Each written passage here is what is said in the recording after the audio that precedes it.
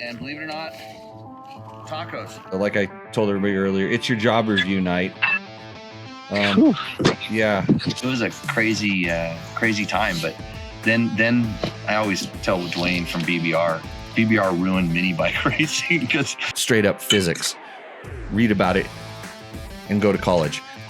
You can come and be we're doing a TV show here, like live. All you need is a phone and a GoPro, and you can make a television show. Easy with the eating, Trevor. Don't get too excited. Just you start sounding like my cat when my cat is just banging its teeth against the bowl because it's so hungry it can't eat fast enough.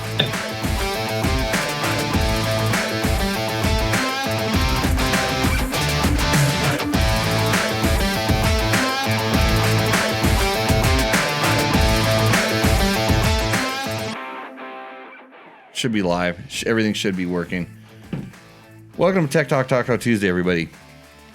Trevor, Hunter, welcome to the show. Thank you for having me. Yeah. Well, no, I kind of forced you into it. You probably didn't even expect this one tonight. But it is important. We do have some important stuff to discuss. Like I told everybody earlier, it's your job review night. Yeah. So I'm going to go to the questions. Let's see. Well, it's probably my job review too. I'm trying to get fired. Let's see. It's at Sandor Sandwiches 1623. This isn't specifically about you, but he says, George is great to keep Jimmy on track with his scatterbrain thoughts. You two work well together, but I can't help but notice that George reminds me of the comedian Stephen Alexander Wright with his monotone voice. You should co-host more because you keep Jimmy moving forward and on task with the show. Thanks for the funny and informative content, 208 shows, and still haven't figured out the correct sound settings. Maybe by show 210. So this is a practice run, Samdor Sandwiches, and George isn't here to help me through it. Otherwise, I'd have him tell you a bedtime story in his nice monotone voice. Maybe tell you about motorcycles, because that's what we're supposed to talk about in this show. But Trevor, does George keep me in line? George does about as good as anyone can. Mm-hmm. So I'll give him that. Okay. And this is Lucky Nita Boba. Says, Jesus. I think he's referring to me when he says that. You guys are such asses. What about guys like me who are short and ride very hard technical stuff? Do you know how hard it is to ride over rocky steps like 5 miles of hell in Moab when you're 5 foot 5 inches? Typical learn how to ride bullshit. Why don't you raise the seat to 39 inches and ride technical single tracks? Trevor, I'm turning this over to you because it's in reference to a video you made about where you explained what happens to a motorcycle when you lower it. Did I? I think you were the one talking about it, though. But you made the video. I made the video? Yeah. So it's my fault? Right. So I'm blaming you. I mean, obviously, he called me Jesus, and you don't really want to, you don't want to do that. But yeah, it was my voice in the video. I explained how it really affects the handling. And I mean, yeah, it can be done properly and you can do it, but by doing that, you're going to lose something with the motorcycle. And unfortunately, there's not enough volume of small people or large people. That tequila didn't help. So whoever told me tequila helped is wrong. That's really good tequila though. There's not enough small people or large people to affect the motorcycle manufacturers to make different size motorcycles like they do bicycles, for instance. Correct? Yeah. Yes. So in that, they kind of, and the motorcycle is way more critical with the size and handling and everything like that because you're dealing with so much power. When you're only dealing with one human power, it's not a big deal. Yeah. When you start putting all this power into a chassis and then you start changing the angles of the chassis, in other words, the wheelbase, the rake, the trail, all these things like this, it really does affect it. And you have to, kind of understand this. So there's a reluctance on my part, since I'm perfect, by the way, thanks for calling me Jesus. There's a reluctance for me or other people that understand the way bikes handle to want to change them. And if you're really got short of the legs, 5'5", how tall are you, Trevor? 5'7" on a good day. 5. Well, then just say 5'5 3/4. Play with me here. Okay. So, cause you don't really stand up that tall. Are you counting the hair on top of your head? That's BS. Cause you do, No. you can get a pretty puffy little do up in the front, No, that's straight to the top of the head. Okay, straight to the top of the skull. Well, you do have a big brain, so I guess you got that going for you. It must have been from your mom's side. Anyways, so this, I mean, you ride full size bikes and you don't lower your seats very much. Actually, I've been running tall seats more than anything on a lot of the bikes I've been riding lately. Right, kind of counterintuitive, but yeah. I'm 5'10", which is, actually not anymore. I'm stretching it kind of like you just did. I run tall seats on my adventure bikes, which are, everybody complains about seat heights in this. Okay, so I've ridden 5 miles of hell, and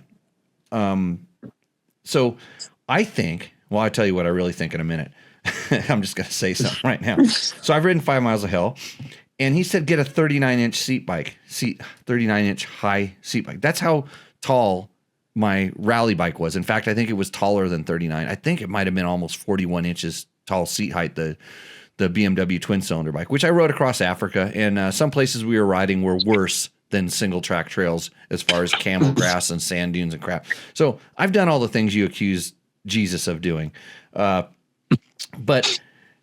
the real thing here is that there's nothing wrong with you lowering your bike. I think we kind of explained the maybe some of the reasons why not to do it. Yeah. And if you're a really good rider, you don't need to put you don't ride with your feet on the ground. I probably said that in the video. I didn't go back and look at the video. I was just happy. No, you definitely said that. Yeah, you don't ride with your feet on the ground. So how much time are you riding with your feet on the ground? And if you're a good rider, you know which side you're falling over to. And so you put that foot down. And even if you're short, you know how to get your butt off the side of the seat a little bit and put a foot down. This is one thing we spent a lot of time teaching in the class, because when you become more aware of where your bike's going, and when you're doing 5 miles of hell, you're going to get bounced around and ricocheted and stuff like that. But if you would just start out in balance as opposed to just sending it up something, or at least know when you are or not in balance when you're riding, you're going to have to put your feet down a whole lot less. So I kind of disagree. And yes, I ride stupid adventure bikes on really dumb things where I have the same sensations as you do when you're riding 5 miles of hell. I think 5 miles of hell is kind of an easier trail in the grand scheme of trails because there's really good traction, really, really good traction. It's not like when you're riding, really steep stuff with roots and rocks and stuff in it. Yeah, there's a couple little steps and you have to ride through some deep sand to get onto the rocks. But once you're on the rocks, it's bingo. I saw a good friend of mine, Radek, ride his KTM 890 through there. So, I mean, he's a man giant, but that doesn't help my argument any. But you know what you should do? Yeah. If this bike seat height is a problem, Yamaha makes an XT 250, right, Trevor? Oh, they do. Yeah. And not only are you going to race it in a National Hare and Hound and ride it there and back and go camping and stuff, not only are you going to do the 24-hour on it and the Big Bear, the trail ride, that one that everybody thinks is a race. Now you have to go ride the XT 225. We're inviting Lucky Nita Boda to go riding with you on 5 miles of hell on an XT. And he'll go through there and he can put his feet down all day long, and then he'll tell us what he thinks about low seat heights, I think. They also Yamaha also makes a TTR 125, which would be an awesome bike for going through there. And you know how I know? Because I rode an XR 100 through a large portion of that, as well as I rode a Sherco 125 trials bike, which has a TTR 125 motor in it also. So I have all these experiences, and I feel your pain. And I did go look at his video page, and he had, I think He wasn't the one that had the video of the fat cat, but or the TW200 or something like that. But yeah, so there you go, Trevor. That's what you get for, skewing my words. Skewing your words. I'll say, like, being a shorter rider, not really having the legs to keep myself up all the time. I've just come to the conclusion that my legs are kind of useless if I'm sitting on the seat anyway. So I just stand up as much as I can. And then if I fall, I just try to put my leg out if I can. But standing up a lot of the times helps prevent that need to put the leg down.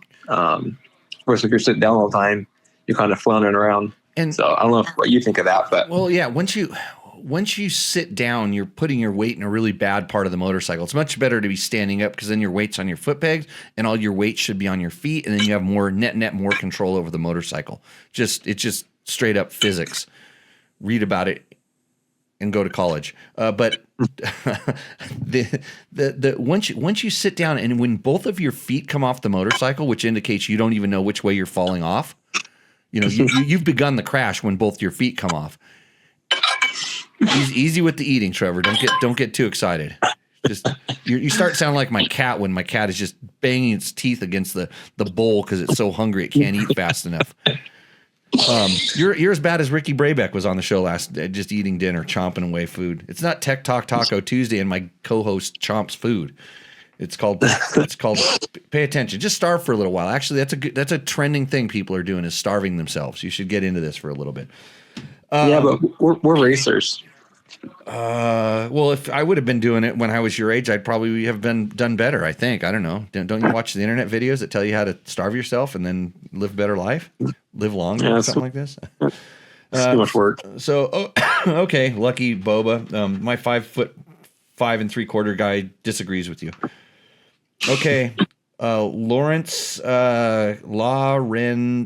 Ketty, 3563 says, "Let's get one thing straight first."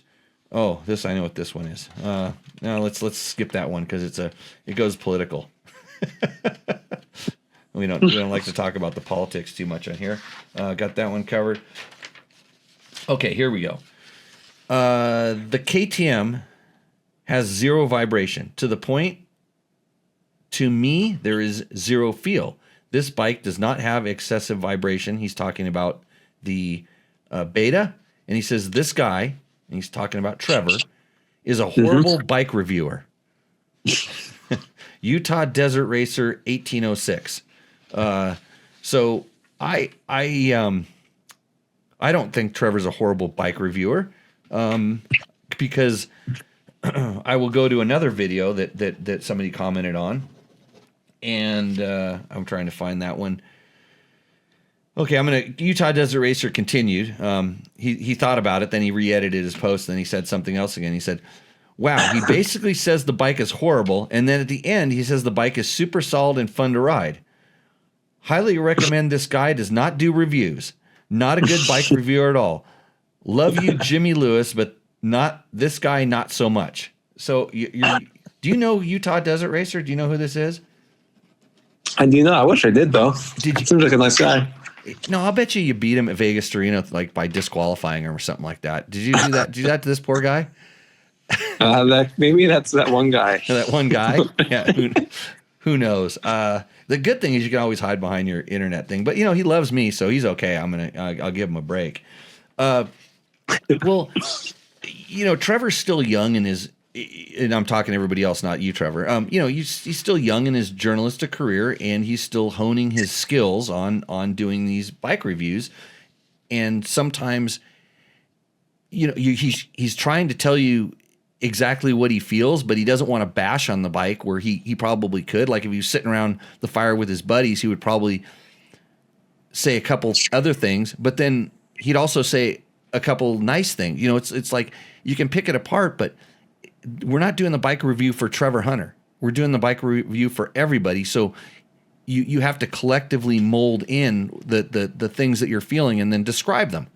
And I don't doubt for a minute that if you had either one of those bikes, the Beta or the KTM, and you went on that ride, think about all the bikes that you have at your disposal, all the different ones, even the XT250. Like that beta was probably on a scale of 1 to 10 up in the 9s. One is top 2 bikes that are in my garage right now. It's one of the top 2 bikes that I could have taken on that ride. And the other one's probably the KTM. Maybe. Okay. Yeah. Well, yeah, because you got a bunch of race bikes in there. And so you're saying that beta is better than all of the race bikes that you personally built for yourself in your garage.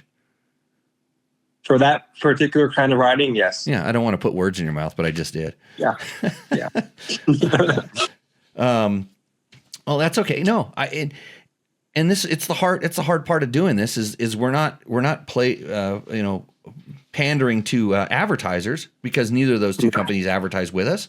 You're just giving an honest review. And if we wanted to say that the bike was a pile of crap, if for some reason we felt that for everybody out there this bike was a pile of crap, we would probably say this bike is a pile of crap, but we're not saying that. In fact, we're talking about the XT250. You could go take that and you could have done the ride you did, correct? Absolutely. Not on a performance level, in just being outside riding a dirt bike, having fun. How would the XT rate? Like 7, 7.5, 8? If I could put some dirt tires on, not those street legal tires, I would say I'd say an 8 or a 9. You're still gonna. It's a good motorcycle. So, and the reason I'm asking that question is just to say, okay, you said this one's like high in the 9s, and you could go out on a bike that has not nearly the performance. That's why I said don't do it heavy on performance. You're just out having fun riding a dirt bike. It's capable. It'll get you there. It'll go there. Yeah, you're not going to be roosting up the hills. You're going to have to think about getting a good run up stuff, and you're going to bottom the suspension out on the thing. But so a little bit of vibration in the grand scheme of things does not make a bad ride. And like I told you when we were talking about this, because we do talk about the comments we get, I said you were exactly right what you said. The beta does vibrate more than the KTM. It's noticeable when you ride them. And then a couple other people kind of chimed in and said, well, I was wondering what it was like compared to the Yamaha. Beta and Yamaha kind of the same, uncounterbalanced 2-strokes. I would think that the Yamaha vibrates a little less, just the nature of, it's just a kind of a tight, the Yamaha's a really tight package. Just feels tight. Even, I would say even, maybe even more so than the KTM. It's kind of, it's weird, steel frame, aluminum frame, different kind of things. But, okay. Part of your job review is, you need to better explain what you're doing, because Well I Be Damn says, I don't understand your gearing setup. And he's talking about your YZ450FX. You added one tooth to the front, which is equal to dropping 2 in the rear. Actually, it's kind of more like 3, but anyways, then added 2 to the rear. Yeah. Okay, if you say so. And then he does a little LOL. So you changed your gearing without changing your gearing. Well, if I could use my phone right now, maybe you could do this while I'm babbling, as I usually do. You could do the gear ratios. So you could, if you did 13/1348, and then the other one is 1350 and 1452. 1350, 1452. So do the math. Somebody maybe on the screen can do the math, because I think it's slightly different. It's not definitely not identical. Slightly different. So what you did by doing this is putting the chain on bigger chain wheels. What it does is it frees up the suspension. I got to go take a physics class for myself, so I understand this stuff. Maybe go to college, but it frees up the suspension, and that's what you were trying to accomplish with this. Not change the gearing to get a different gear ratio. Correct. Yeah. I think I said in the video, the biggest difference felt was in the handling of the bike. There was a difference in the gear ratios and the power and everything, but the biggest difference and what I was aiming towards was in the handling of the bike, not the power. Not the gear ratio. Yeah. And did you do the math yet? Did you get me the point? Let's see. It is The 1350 is 3.84. Mm-hmm. And the 1452 is 3.71. Do just for my shits and giggles, do 14. What was it? It was 1451. You said no. 1452. 52. Do 1453. It's really close to stock. Yeah, I know that. I know you can't get a 53. I have one 3.78. So it's like right in between stock. Yeah. Yeah. It's really close. Yeah, it's really close. It's still lower. Yeah. That's actually surprising me. But it is. It's usually 1 in the front is 3 in the rear, and it depends on the as you start going up or down, it changes just a little bit. But that's always been my math. So, well, I'll be damned. You learned something today because it's 3 teeth in the rear for every 1 in the front.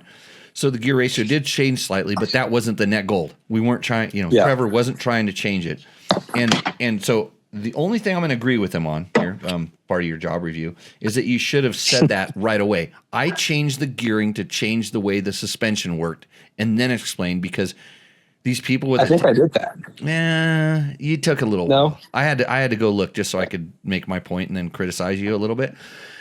I think that everybody's attention span right now is 30 seconds. And if he does videos like I do, he just skips through, and he probably heard you say you changed the suspension or changed the gearing and then mute it out for, his kids was probably yanking at his coattails, or his wife was yelling at him, or girlfriend was, texting someone he shouldn't have been. This is what happens when you're on the YouTubes all the time. Yeah. They're also doing something on their phone. But yeah, so that's what it is. I think that's a demerit on your job review, Trevor. I'll take it. I don't know how many more I can get before I get fired, but you're trying to collect them. You didn't do any job interviews with other magazines today, did you? Maybe not today. Maybe yesterday. Not today. And so I want to see. Okay, so this is a on the air performance job review. I want to know how you would answer Husky Knox number 1. And he says, the beta website says the 250 is oil injected, but the 300 is not. The website states the 300RR is premix. Well, 1, this bike has an oil tank on it. Right. And then 2, I saw that comment, and just to reaffirm myself, the bike didn't blow up on our first ride, so that's a good sign. But and you were pouring straight gas into it. Yeah. Okay. Rodney Smith confirmed that that 300RR is oil injected, but I believe the race edition models are still premix. So in the past they have been. So this is where I was going to go. I'm like, you're just clicking around on the website looking at different things, and you saw the standard 250. Now, is since ours has the sack suspension and the oil injection, is it an RR? Or it's an RR, but the race edition is the one with the KYB suspension and no oil injection. Yeah. So is that called an RRRR? An RR race edition. Race edition. RRRE, I guess. Okay, yeah, because that's what I thought. I thought he was. I mean, you're just looking at the wrong bike. There's beta does make it's almost like KTM used to be, where they have 10 different versions of everything. Hey, if you start hitting those plates a little bit better, it might sound like the Jamaican guys that are playing those tin pans. So we're going for a different aesthetic tonight, Jimmy. Got it.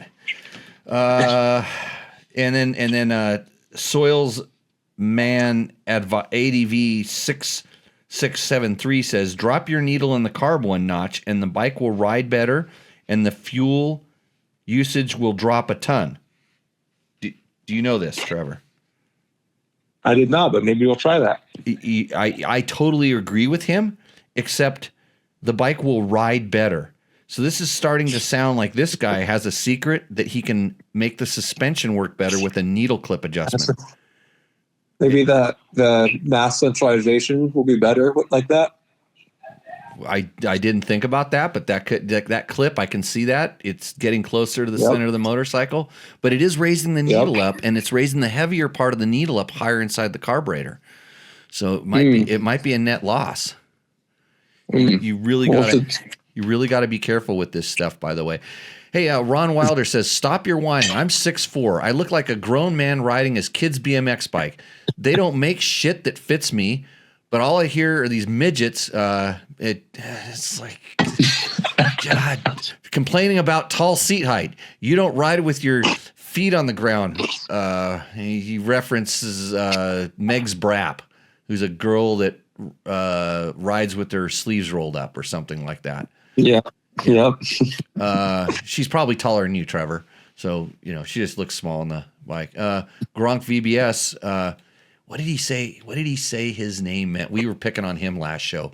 Gronk VBS. Don't remember. But yeah, Mas Tequila, por favor. Low seat height can increase height you need to stand up, AAK your ass up for long rides for several days. That hammers your knees and burnt more energy. So, have you ever ridden a lowered subframe bike, Trevor?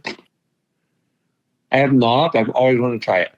It especially for smaller guys like you, that when you start getting back and then the bike kind of bucks, and you should never get back there, but it happens. Something goes wrong. Trevor sounds loud and Jimbo sounds low. Okay, I'll give it a little kick, a little boost here. Great info. Enjoying the live stream. John Cobb. So John Cobb was one of my bosses back in the Dirt Rider days. That's amazing. Luckily, he didn't hear the first part of the show, because then he would tell me he'd probably tell me in private, because he's a really good businessman, what he really thought of my my not prior preparation. And in ensuing piss poor performance. Steve C says, I'm 5'8" and lowered my KLR an inch for a few months until I was balanced with it. Then I just put it back to stock. And then Skekshi XC says, Utah guy is a twat. Okay, guys. Utah guy wants to talk to the manager. Oh boy, you guys are being. It's like I can be the host of the show and pick everybody because you get to see my face and stuff like that. But let's kind of keep the chat nice tonight. I mean, pick on Trevor. His job review is up, and we're trying to figure out whether we want to keep him around here. Gronk. Sounds like your dad's around. A low bike, low COG is not as stable in technical terrain. It gives a new rider confidence, but hinders an advanced rider. You stand up to raise the COG center of gravity and slow down the roll rate of the bike. This is correct.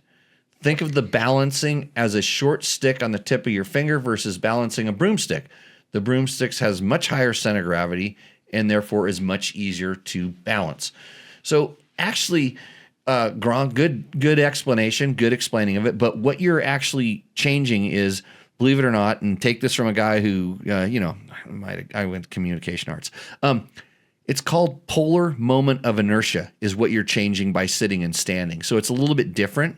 And it does have something to do with the kind of broomstick display. But since the bike is actually fixed to the ground, technically to a certain amount with the tires based on traction, there's a lot of things going on there that I can no longer explain. I would need to pull out a whiteboard and start drawing graphs and charts that would be inaccurate. And then every physicist from here to Australia would come and tell me that I'm a complete idiot.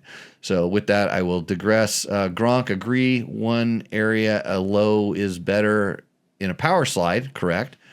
Speed cornering, squaring a corner, etc. But we agree with you. So good. Now everybody's being nice in the chat, Trevor. We've calmed them down. Steve C. The problems with us vertically challenged people, and by that he means midget, have with tall bikes is riding around town and sliding your ass off the seat at stoplights. Chick repulsion technique. I don't know. I know there's some girls that like short dudes. I've seen that before. I can tell them how to fix it. The sliding off the bike to put your foot down? Yeah. What do you do? Buy an XT250. Oh, Yamaha, proud sponsor of Tech Talk Taco Tuesday. Actually, in this, we're gonna hear in a little while when I get done beating up on Trevor. We are going to have an interview with Mike Ulrich, who's the press manager for Yamaha. Has a real interesting story. He was out at the ride day with us.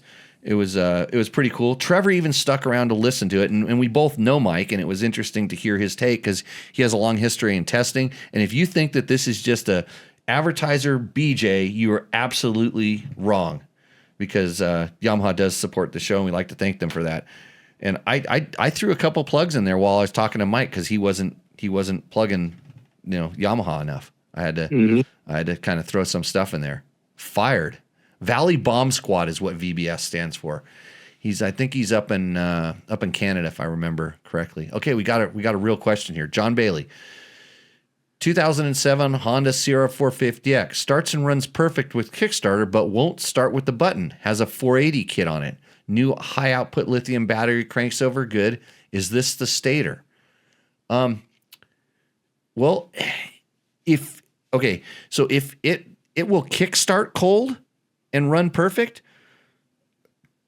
does it kickstart right away, or do you kind of have to give it a lot of kicks and a lot of button? Both, because I'm going with your intake valves are tight, and that's what's causing it not to start very good. And sometimes, if you got a 480 on it, it probably has a little bit more compression, and Honda builds those things kind of, at the limit to a certain extent. So that starter might not be able to crank that piston over the speed it needs to go. So, and maybe the decomp on the cam isn't functioning correctly. And I've seen on some of those bikes, very rarely, but I have seen the starters start to go bad in that they get really dirty inside and they just don't have the cranking that they used to, regardless of the battery. So, John, let me know whether does it start cold easily? And then that might, delete midget, add vertically challenged.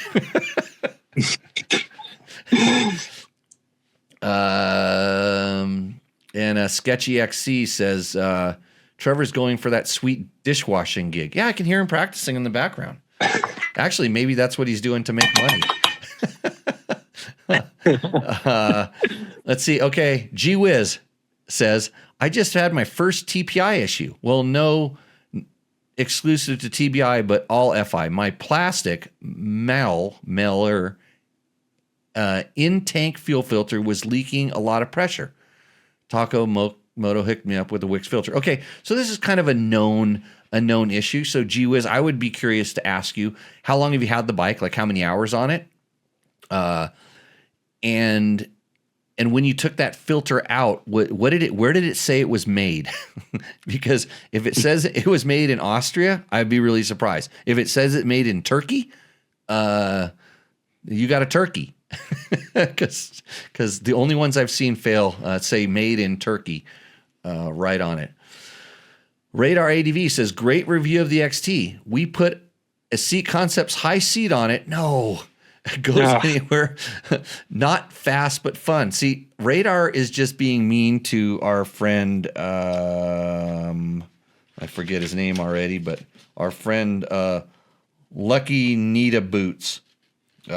So, yeah. Let's see.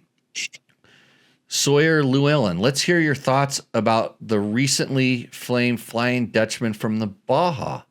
Famed Flying Dutchman. Trevor, you sent me a link to this, and you said we should get him on the show. Did you reach out to his people? Did you contact his agent and see if he could come on? I didn't. That's another ding on my job review, I guess, but I did not. I know. I talked to our show producer, and the executive director. And although we kind of trying to ban Dutch people from the show, he said maybe this guy, because he claimed Australia. But we could bring him on. So get us a contact. I'd like to. That guy's got a screw loose. or more. But I love the tenacity of the guy to ride down there. I think he kind of did. I didn't really get the whole story, but it looked like he This kid him and his buddy flew into San Diego, bought a KTM 500 that was kind of set up to go riding in Baja. Well, he went riding in Baja. He rode down the peninsula. I think he did some pre-run on the way down. Bought a set of tires, or got a set of tires and mooses, threw it on there, duct taped some numbers on, turned around and raced the Baja 1000 Ironman back. I want to hear what he thinks of trophy trucks. Okay, yeah. John Bailey says, new stainless steel valves in his Honda 450. Clearance is perfect, and it starts cold. So I'm going to, and G Wiz says, 55 hours made in Turkey. Yep, you got your 55 hours out of that turkey. So back to the Honda 450. I'm gonna go with, I suspect it has a little bit higher compression. Because like the hard starting sometimes is just my first go-to on older 4-strokes is the valves. You don't have a good seat. Valves are tight and they're letting some air through there. But that wouldn't. It's kind of like, that's why I was thinking it's just not spinning fast enough in the starter. But if it kicks and it starts, I'm gonna go either there's too much compression, it's overwhelming the starter, or the actual electric starter is not in good shape. You can take them apart. You can pull them out and take them apart and kind of check them. And sometimes the contacts on those, get a little worn out. There's lots of little things that'll make different. But Megs has classes for her vertically challenged riders. I do classes, so I don't really want to talk about anybody else that does off-road riding schools, because mine is clearly the most superior off-road riding school known to man. We don't do classes that often, but when we do, we elevate everybody. We turn everybody into a better rider, just like it says on the T-shirt. So, anyways, I'm sure Meg does good, but I see way too much what I call sending it in that particular operation. There's a lot of sending it going on, but just watch her videos from 2 years ago and look at the improvement. That's what's cool, is to see that she has become a much more technical sound rider. And I don't see a whole lot of them, but I just noticed that when I first watched them, when they were when she was getting a lot of popularity, because someone told me, somebody goes, "Hey, you got to see this chick," and I'm like, "Oh my God!" I'm watching what I think are going to be broken legs and broken collarbones and broken boobs, all those things, just sending it, and I'm like, "Wow." She rides like a little dude, kind of like, yeah, a little dude, but no, much better now. It's awesome to see. Go do some more of the extreme enduros. Yeah, King of the Motos is coming up. Everybody's asking me if I'm going to do King of the Motos. No, that would require training, and I'm currently in a state. I'm in a what do you call it, a taper, Trevor? Taper, yeah. Yeah, I'm doing a taper for the big build. I'm tapering off so that I can just dig a hole. And let's see. Oh, Mark Deshane says Fististics just interviewed 741X this afternoon. You can get some good info there. Thanks, Mark. Let us for letting us know. So anyways, go over to the Fististics, which is kind of like a trophy truck desert racing thing, but they do kind of do some bike coverage. And that kid got a lot of internet attention. So I think he's up like 20,000 Instagram followers. That's it. Race. Yeah, that's pretty good. That's pretty good for doing a Baja thing. Well, the thing is, next week he's probably going to start his own podcast, and then he'll be testing motorcycles. Then people are going to be sending him free products, and then he'll just be like the rest of us, just completely stilted and say whatever product you get for free. By the way, I wish I had my Bulletproof Designs. I got one of their new billet throttle housings. Have you seen that yet, Trevor? I've seen they used to have them for the older KTMs too, right? Yeah, they have. So they have them for now Yamahas and different bikes, but it's a billet throttle housing. Super solid. I think it's for the Yamaha. I got a whole box of parts for the Yamaha today, but he might have said we only have that for the KTM. But I might be talking. Do you know that they make complete wheel sets for KTMs? Yeah, they've probably a couple. When I was working for them doing their stuff, they had just come out with them. So right in a couple of years now that they've had them. I don't know if I've never seen or heard of anyone run them, but they look good. Yeah. Yeah, it's you think about it, like that's one of the weak spots on your bike if you're going to start protecting stuff. Radiators, of course. Rear disc guard is something good to, I'm not too big on the front disc guard because, it affects the handling. And it throws the center of gravity off, as we were talking about earlier. But Bulletproof Designs has a lot of stuff for Yamahas and all the stuff for the new KTMs, Huskies, and gases. If you're looking for some stuff, tell them Dirt Bike Test sent you, because Trevor's about to renegotiate our deal with them, and we want to make sure that they're all on board again. Because I got to figure out how to pay Trevor if the severance package when his job interview doesn't go too well. Okay, let's see. Woods Rider 117 sounds like a regular beta first impression video. Yeah, the tires are a thing to change for where you ride. I really don't care about vibration. Sounds like me. I like a carb and a kicker option. That's not me. The suspension with sacks has been great after break-in and basic setup with springs for weight, etc. That sounds like me. I want a carb. That's not me. I do not want FI. I'm going to cross that line out. I don't even want oil injection. Oh, man, now he's going down the wrong road. He says, mixed gas, thanks. Just an initial video ride anyways. As if any of the opinions that I just expressed are ever going to change. At least he knows. Hey, go back to the first year that Beta put the oil injection on that bike, and frankly, I was a little skeptical, but I said, "What the heck?" Especially because I brought it out here and I did desert racing speeds with it. I'm going, I can probably get it to lock up. Nope. And then I go trail riding and lugging it. Where usually there'd be shit coming out of the muffler and all this stuff. And then when you get on the gas, it's crisp and responsive, like a fuel injected bike, even though it has a carburetor. I actually think that their oil injection is better than KTM's. I think it actually meters it better. I'll ask you this. Is there any stuff coming out of either of the mufflers on those two bikes? No, nothing yet. Nothing yet. Not on the KTM? No. Okay. Yeah, I've always thought that Beta did a really, really good job on that. And the KTM, I think they've started richening them up a little bit, putting a little bit more oil and I believe even maybe a little bit more fuel into the mix. I don't know for sure, but I know they're always updating stuff. But there was definitely a batch of KTMs that were pretty, I would say, conservatively rich on the oil. But the throttle response in that Beta is not bad for a carbureted bike. No, I thought it was pretty good. Yeah, do the needle thing, and not for the handling effect, especially when you're going up to the altitude you guys are riding at. Like if you're down in the desert where you're going to ride out in a couple days, don't change the needle. But if you come up and ride with me, needle change for sure. Yeah. Even when it gets really cold, that needle change is still pretty good. So here's one for you, Trevor. You'll never believe this. This is on our XT video. I'm new to the whole sport. I'll say this XT makes me feel like I've been doing it for a while. What a machine. Unsolicited Yamaha positive comment. Just like to say that.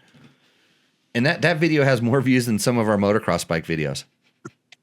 Than most of our motocross bike videos. Yeah, maybe even some of them combined. On to that note, there's another question. This comes from Doug McGill's 9294. Says, love your guys' content and always well-rounded perspective. That being said, I wish you guys would take the quality of your videos a little more seriously. Invest in a camera, lighting, tripod, good microphone, editing. After watching MXA, Racer X, Vital, SML videos on the KX, the difference is real. Let's level up.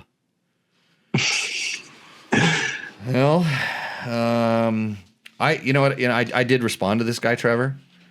I responded to him. By the way, his video channel has absolutely 0 videos and no videos there. So I said, I wish you would get an iPhone and make a video.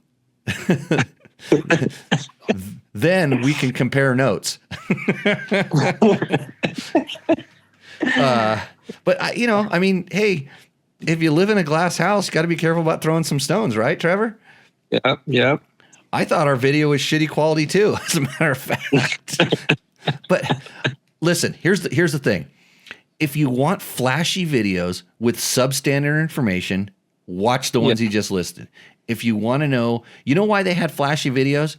And I'm not being mean here, because I'm actually mean most of the time, but not here. Let's see, two of the editors of the other magazines, the guys that he just mentioned, two of those guys, their main guys that were giving the opinions, did not ride the bike. Period. Okay? They had a test rider who was well coached up on what he was supposed to say before he rode the bike, one of them specifically. Okay? That wouldn't be MXA, but whatever. Racer X, probably what, Kiefer did the video on Racer X? Yeah, probably. Yeah, Kiefer's good. He's solid. Yep. He definitely has an opinion, and for whatever it is. I bag on Kiefer in the video I'm going to play in a little while. I'm pretty sure I called it Kiefer half testing or something like that. You know what? Like I said, I like Chris, nice guy. I joke with him all the time. He used to test ride for us at Dirt Rider back in the day, and he claimed that he rode more than any other motorcycle journalist. I heard him say this. Uh-oh. Actually, a few people pointed it out to me. They're like, "Do you think he really rides more than you?" And I'm like, around a motocross track?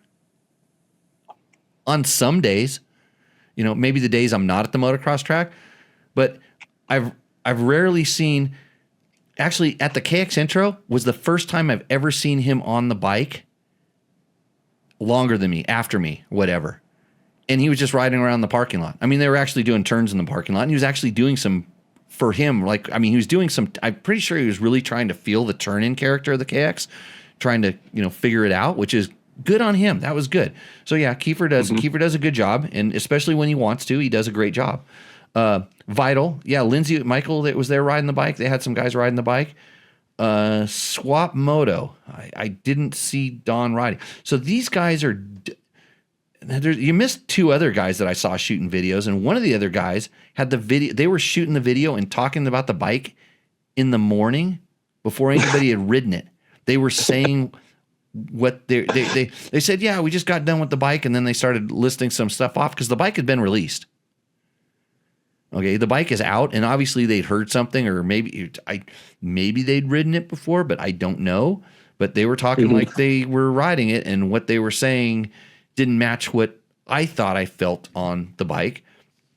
And so on to this one, the second thing, and I'll just probably can't see this right now. I'm patting myself on the back. Dano8859 says, Jimmy always has a good insight on bike tests. So I thanked him publicly. I'm doing it again.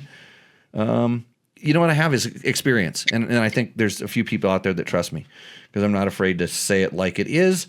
Hence, Vintage Trikes and Quads 4012 says, I've viewed about 5 of these reviews so far, and a lot of them are making the same comments.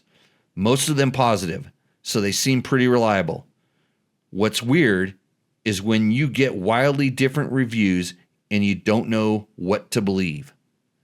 Sounds skeptical, doesn't he? Yeah.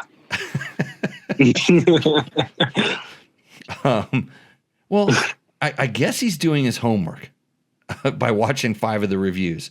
I watched like 1.5. I saw 2 or 3 of them being done in live, and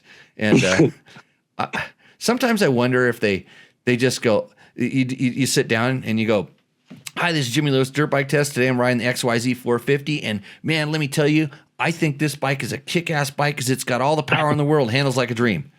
Okay, take 2. Hi, this is Jimmy Lewis with Dirt Bike Test Magazine, and I'm riding the XYZ 450, and I'm a little disappointed today because the power was a little bit soft. It just didn't kind of do it, and the handling, they could have done a little bit better. Okay, got those? Got it. Okay, good. and then you go back. And first you go and you look. Did XYZ sponsor our podcast, Trevor? No. That's Yamaha, so can't say anything good about that thing. Run take 2. Yeah. You'd better get good at washing those dishes. So let's see. I think that's it. I'll just did anybody else beat you up on this thing? No, that's the political one. No, we did that one. Anyways, WR450, great review. I have a pretty modded, maintained, updated 2003, and really wonder what I'm missing with 20 years of advancement. It would be neat to see these two side by side and do a comparison. Well, I will invite you out. Pud blower, P-dub boner. I don't know, P-dub boner, something like that. Anyways, yeah, you come out there. And then Wiley0714 says, why is he doing a self-review with quotes around it? Who does a review on a bike after they rip off the exhaust, tweaks, mods, etc.? He says, FX, tuning app, yap, and then he has dots, which means yap, which is... Lucky Wiley hasn't seen this show, huh?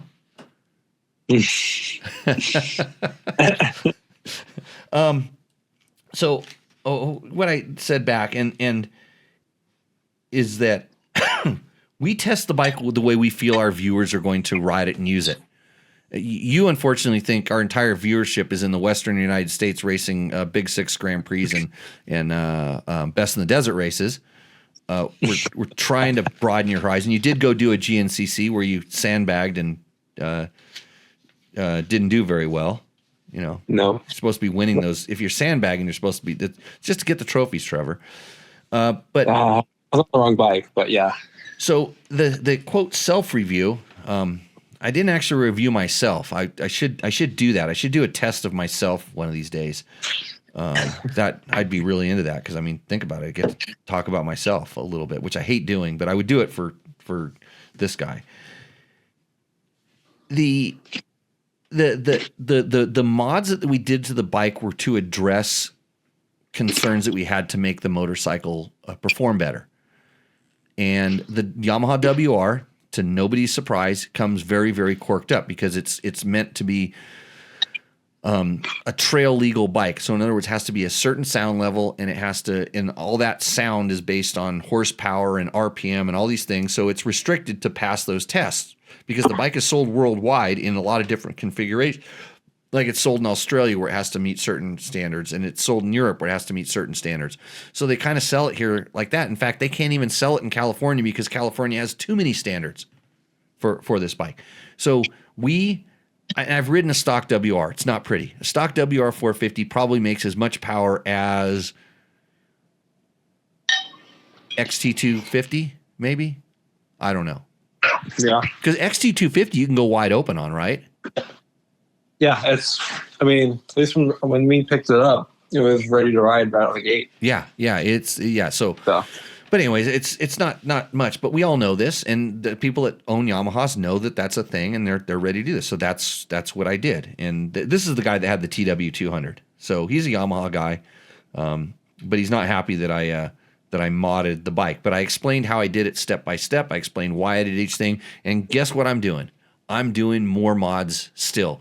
Because now I'm turning it into the bike that I really wish it could be, and explaining why I'm doing it and educating people on, what different mods do and which directions I go, which is always the same. I use Fasst Company flex handlebars on almost every bike that I ride. Trevor, do you know this?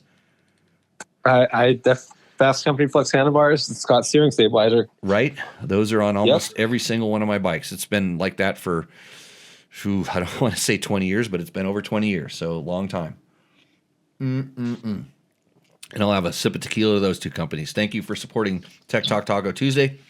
Call up Cole at Fasst Company and tell him you want mountain bike handlebars. And I'm saying that to you, Trevor. Yeah, you should get some mountain bike bars. Really game changing especially on the wrists. Don't ruin your wrists like I did. Save them when you have them. I'll try. Okay. This one. I have a pretty good deal on a brand new 2022 KX450X. On terms of pure reliability, the Yamaha 450FX or the CF 450RX, which is better? Oh boy. So I'll say this because we've had the 23 KX450X, which is the same thing, and 23 Sierra 450RX over the last year. And the Honda, we have like the hour meters at 92 hours. And I put that on late. I didn't put that on right away. So the bike probably has 110 hours on it. Right. And it's pretty amazing. You rode a bike, Jimmy. It's pretty amazing at how tight everything feels on that bike still. Like motor, chassis, everything just feels really, really solid on that Honda. Correct. Yeah. And then the Cowie, while we really haven't had any issues with it, it definitely it has like just under 90 hours. It definitely feels more worn in. Is that the bike that got the big desert cartwheel? It is. Okay. So it was funny because when I was riding that thing, I could tell it's not perfectly straight. Really? Oh yeah. It's not perfectly straight. There's a little cattywampus to it, just a little bit, but not a lot. But I think overall, I think some of what you're feeling is that. But I would say it doesn't feel as tight. And you're talking about guys here that spend a lot of time in these bikes. Those bikes were ridden really hard, really hard, and by a lot of different people. And most of them didn't care about the bike because it wasn't theirs. It's not even ours. And then on the Yamahas, because I have a fair amount of time on YZ450FX also, I would say it's right there on par with the Honda. And I've always said this: the three bikes, the three brands that really, really hold up, and it's always changing just a little bit. They always kind of flow, like there's good years and bad years, but just overall, Hondas, KTM brands, and Yamahas kind of are my three on the top, and then the Kawasaki's and the Suzuki's are just a little bit behind.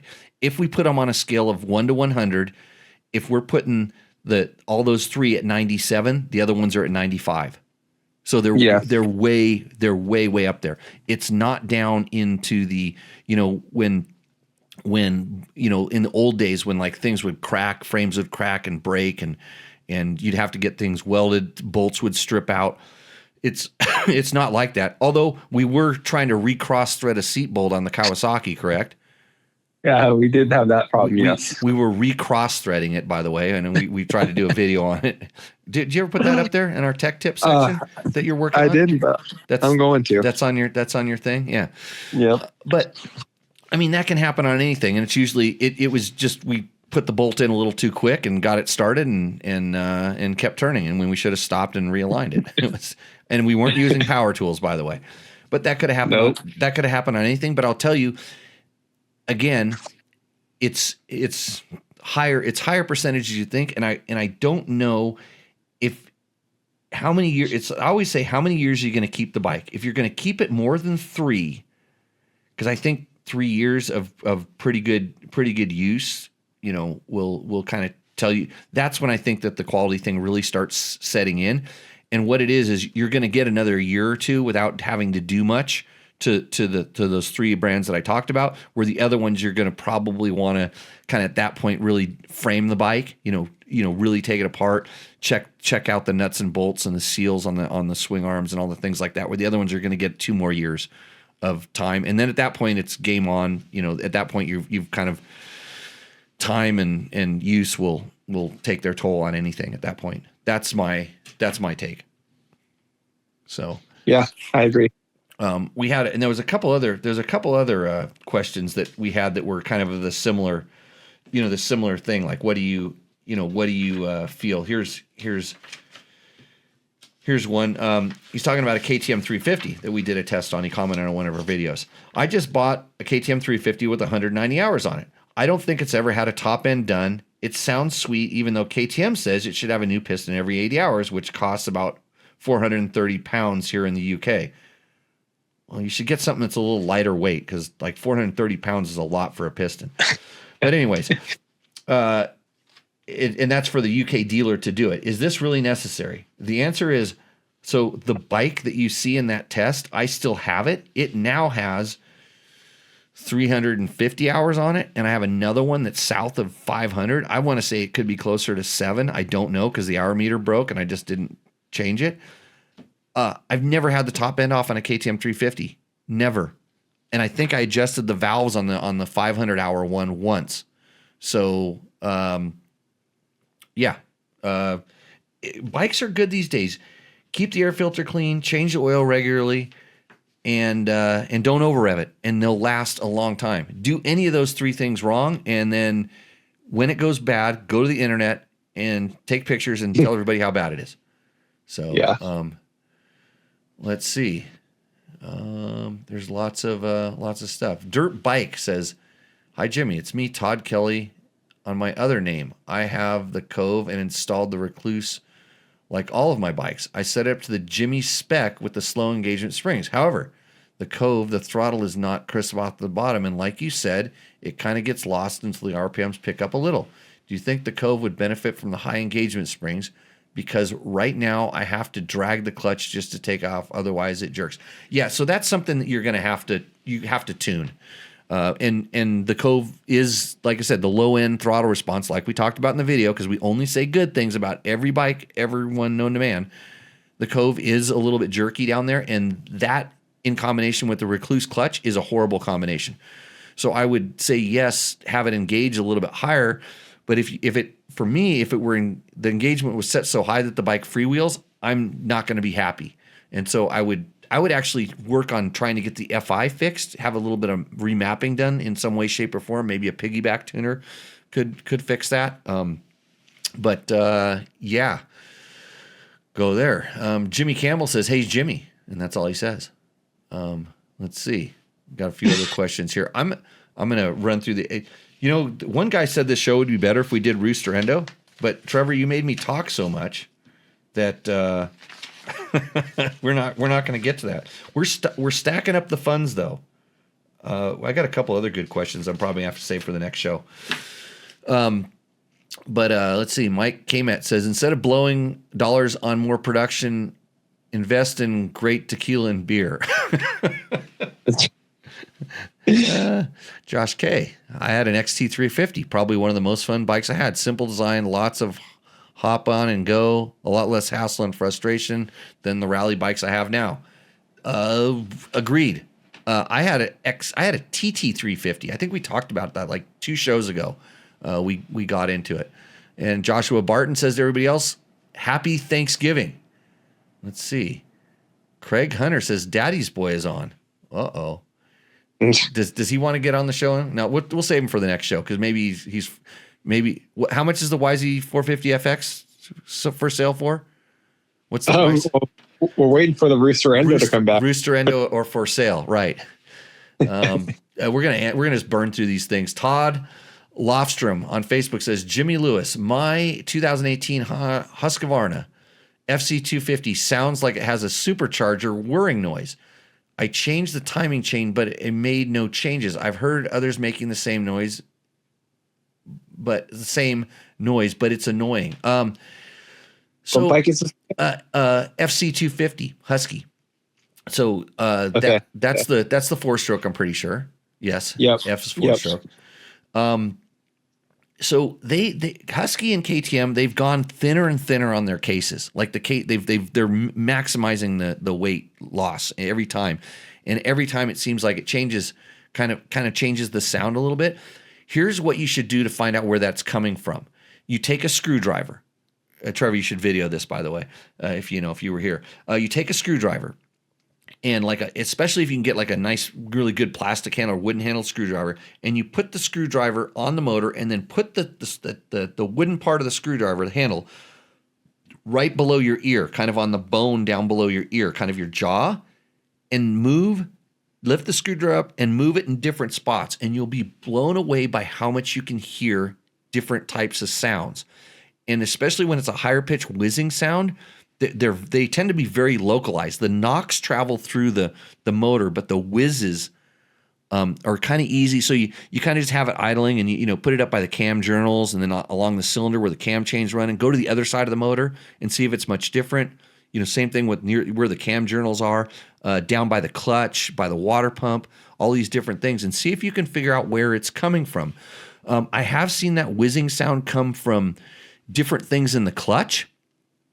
Sometimes the bearing that the clutch basket is riding on can kind of get a little bit not good, we'll say, in some way, shape, or form, and it causes that type of a whine. And then sometimes just having kind of a worn clutch, a clutch that's been glazed, can produce that sound. And does it change with the clutch pulled in or released? That's a good thing to know, because a lot of times if you pull it in, that makes the transmission stop. And if that sound stops, it's on the transmission side. If it's out, and it's no matter whether you pull the clutch, then it's on the quote engine side of the equation. So there's different ways that you can see it. Put the bike on a stand with the tire off the ground, maybe run it through the gears, see if it changes that way. That can cause some influences. But then when you want to get more localized, use that screwdriver tip to hear where it's actually coming from. So, and believe me, I've changed the timing chain in a KTM, and I was really pissed off after I did it because the sound that I was looking for did not go away.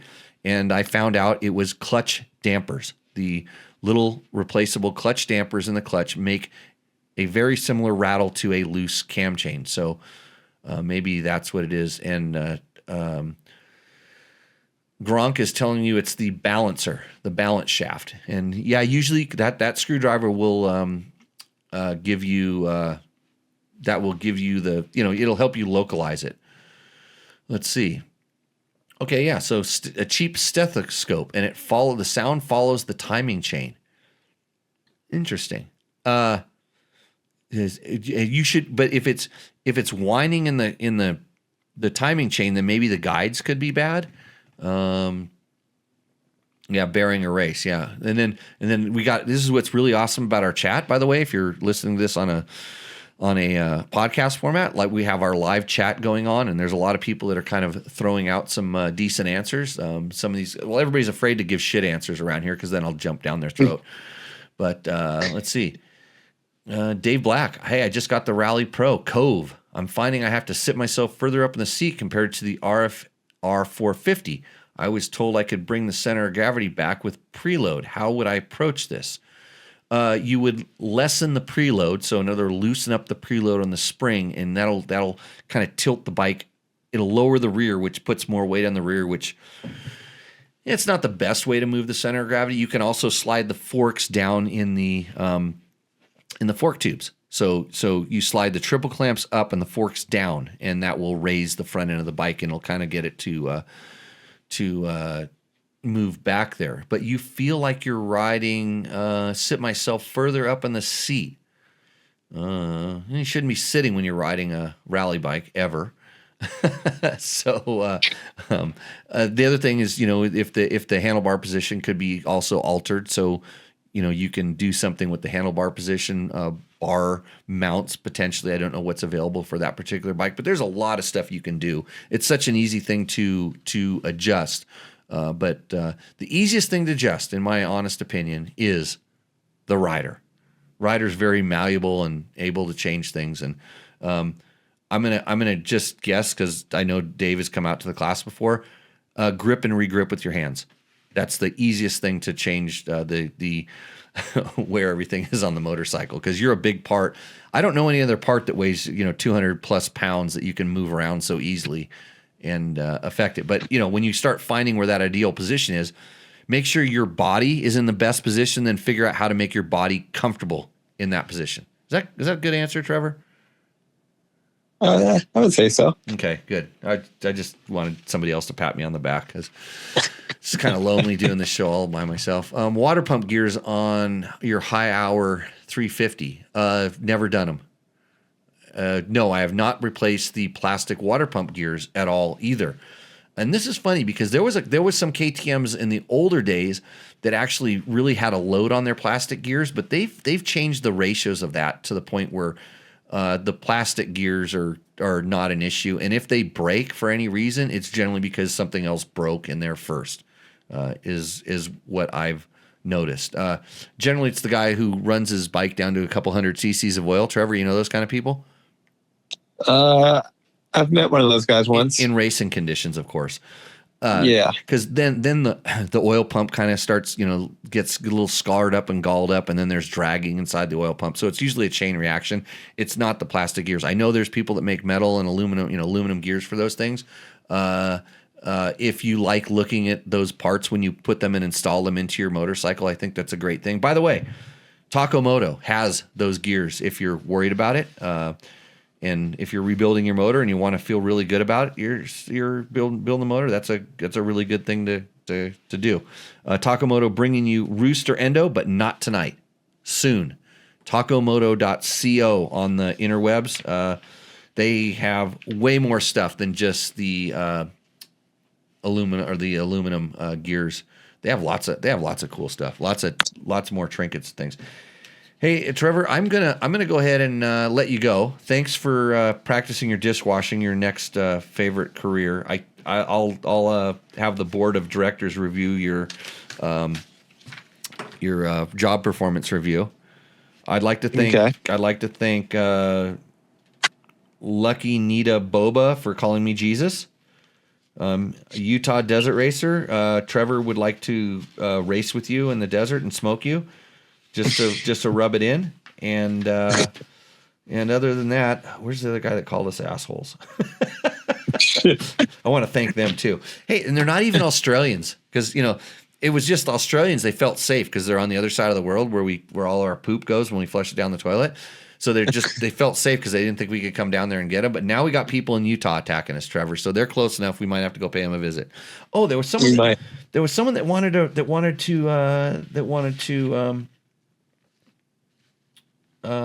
to race me or something like that. They said something like fat old man or something. Where was that one? Oh, here we go. Yo mama, kind of yo mama, but not yo mama. 548 says senior expert motocross rider. And he laughed. I think I'm a senior expert. If not higher, yeah. Yeah, I mean, I could go race some of those those 125 over 50 pro money races and do pretty good. Like, right? Can you beat Gordon Ward? No, not at Glen Helen. No. Maybe if we go to a new track, I think that neither of us have ridden. I think I could beat him pretty easy. But at Glen Helen, that guy's fast. Well, he was doing a lot of the works races and traveling around for a while. But he's funny. He's not that much older than me. But man, did he smoke me last time at SRA? Like it wasn't even close. But they when do you get to Legends class? Like 60? When can I move out? So Legends, I think is 70. Masters is 60. Masters is 60. Yeah, I got a ways to go. Ron Wilder wants to know where the T-shirts are. They're sitting right here on this chair. I have one that's signed by Ricky Brayback for the people. They're going to come out real soon. I'm going to get that form done. I was on a roll, but then I tried to integrate a Google meeting into the show, and it jacked everything up. Jimmy, switch gears and join us for the Counting Coup in April. What's that? This is your dad. What's? It's a 50-mile mountain bike race. Oh, mountain bike race. Mm-hmm. Yeah, I don't like racing, but where is it at? Santa Ana Mountains. Oh, so it's flat. It's all flat then. So super easy. Very flat. Yeah. Yeah. Is that like that Soul Search they used to do, or something like that? Pretty much. Yeah. Pretty much. Don't dare me. Don't dare me to do this. I could. So anyways, well, we're not stopping the show, guys, by the way. But we are going to I'm going to turn it over to this little video we shot. Super interesting with Mike Ulrich of Yamaha. Trevor, thank you for coming on. I really appreciate it, and we'll see you. Hopefully we'll see you out riding over the holidays. the defending champion, the all-new Yamaha YZ450F. How come I can't have your sound in here? Oh.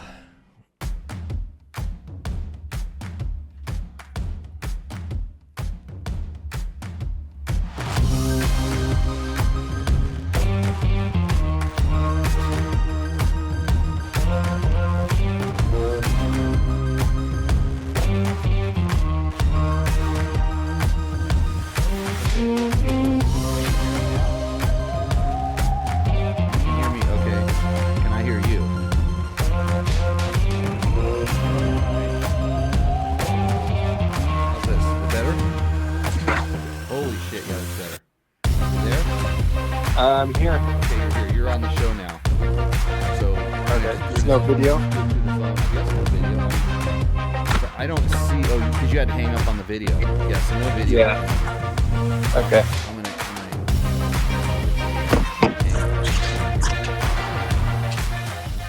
Left my meeting. How was my video? It wasn't very good. What's up, Moto Buddies? Mike here from Taco Moto Co. What is the Taco Touch? It's the best service in the industry. Virtually 24/7 tech support via email or text, and it's like having a dirt bike doctor we're live on over call the every day of the year, helping you fix your bike bike or recommend parts or setups for you.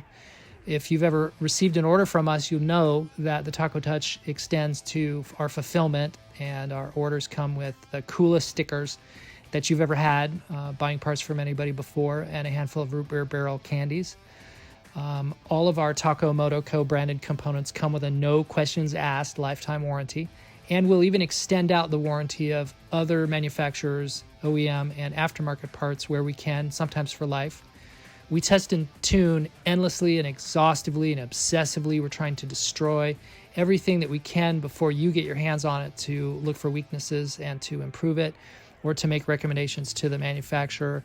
And if it's something that doesn't meet grade, then we don't offer it on the store. Everything that we carry is something that we have personally used, tested, and ridden, and raced, and knows meets the high Taco Touch demanding standard. Go out and get some adventure.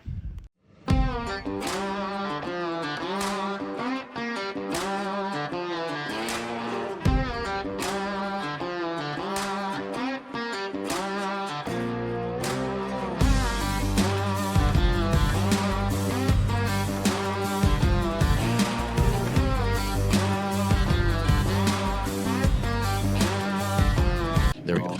Probably use that as the. If there's no sound, start. Thing, so, cheers. There's no sound, right? Cheers, Mike. Welcome to episode 200, and I don't remember right now. Well, you don't hear anything, but Tech Talk I think Taco Tuesday. This is Tech Talk Taco Tuesday live on Tuesday, and believe it or not, tacos. So, showing the cameras some tacos right here. I had to put them on tinfoil. We are at the Inside Line Connects Media Merry-Go-Round. No, that's not what he calls it. What did he call it? We don't know. You can talk, Trevor. You're like the producer, because that's what you're doing. You're aiming these cameras at us and stuff. But everybody, welcome everybody. This actually is live for us, but not live for you. We'll stick it up on the internets. Again, thanks to all the sponsors. Of course, you notice we're here with Yamaha, Mike Ulrich, the press PR manager for Yamaha. You can wave at both of those cameras. So Yamaha, big supporting sponsor of Tech Talk Taco Tuesday. We have some other sponsors. Scott Sports. I wore perfectly clear vision today when I was roosting around the track, Trevor all day long with my Scott goggles, and I wore some Scott knee pads on, and I had a Scott roost protector, which is, I don't know if I'm supposed to talk about that. So it's some pretty neat stuff that we've been testing. Climb, of course. I wore Climb in a motocross track. Shh, don't tell anybody, because the guys at Swap Moto might get nervous. Bulletproof Designs. I got all my parts for my WR. I got my protection parts, thank God. Now I can really go smash that thing up. Front disc guard? No front disc guard, but I got the little clamp, the things that protect the lugs, which I need. And double take mirrors, of course. Email me if you want a discount code for those. DDC sprockets, and I think that's everybody. I remember everybody. Hopefully. Fasst Company. Fasst Company. Yeah, you left that out. Oh, Thank God you had Fasst Company flex handlebars on the CR450 that I overjumped on today. Thank you. These wrists, thank you, Trevor. Even Trevor Hunter is starting to see the dark side of flex handlebars. Why don't you run them on your mountain bike? Pack too much weight in my body, Pack- so I gotta minimize on the bicycle. So, yeah, if you know, flex handlebars work on everything, especially mountain bikes. So, good. Now we've done our sponsor reads. Mike, welcome to the show. I've been wanting to get you on the show for a long time. You were riding, from our perspective over here, when we saw you, like, you pretty much were up in there, hanging it, little sideways, little whippy. No. Yeah. That was the just wind blowing me little, sideways. Okay, but it got a little sideways, and you went and you got on the gas. You looked super solid from right here. And then you came back and you said, I feel like what? Probably poop. Poop. Pretty close. He was complaining about how much he likes riding, how much. What did you say when I walked over here? What were you saying? Oh, I don't remember. I say all kinds of silly stuff. You were talking about how I want to get back into riding, but every time I get back on the bike, I don't feel that fast. I don't feel that good. Well, it's work. You gotta do it consistently to stay decent at it. And when you don't do it, then you just feel like crap and you're out of practice. And it's Okay, frustrating. this is what I heard. I walked back over and I said, how did he get in my head? Because I'm going to disagree with you and that it's work. It's work because you've ridden at a high level before. Yeah. And you know what it feels like. And as we're starting to get a little bit older, the reaction time goes away. You take a little bit time off the bike. You don't trust it as much. Before you just send it and not think about it. And now every time the tire slips going up a rut off of a jump, you're like, Yeah. You pucker up when you get a little sideways in the air, and then then your back hurts and your knees hurt and everything else. Yeah. It sucks getting old. My wrists don't hurt because I had Fasst Company flex handlebars. See how I rolled those sponsors right in there? Yeah. And you want to know the worst thing? You want to know the worst thing about my day today? Didn't get to ride a YZ. Didn't. Yeah. Trevor. That is the worst thing. Trevor just didn't hook me up. When I came over, so we're in California right now, unfortunately, but I came back over from Nevada, and I knew I was coming to the track, and I said, Trevor, do you have some bikes? He said, yeah, I got you covered. No big deal. Because I was going to bring my YZ 125. Because if I ride for fun in a motocross track, that's my bike of choice. And I was going to bring it. And he said, no, don't worry about it. And now. I told you to bring it. You did tell me to bring it? Yeah, you did, actually. He did, but Jimmy's just making up his own story. It's all right. Just go with This is what happens when you get old. That's how come I keep getting faster and faster. Did I ever tell you I used to race, Trevor? There's a couple of your friends I need to really reiterate this. Yeah. But, no, this story gets modified a little bit. I had you but covered it's here. more I had fun. two YZs. Which just jumped off. I thought you were catering to some other media outlets here It's just catering to me. as your job. Okay, but you were interacting with all the other guys here. I mean, shoot, we had Kiefer half testing Inc. Yeah, because he talks about how much he rides all the time, and I didn't see it. Did you see him ride today? No, he didn't ride. He didn't ride. He pulled Is a he me. Is he broken? No, he just came out to the track, hung out, and Because the only thing that he could have taken one step further, which I have done, is come to the track, put your gear on, walk around, talk to people, then take your gear off and leave.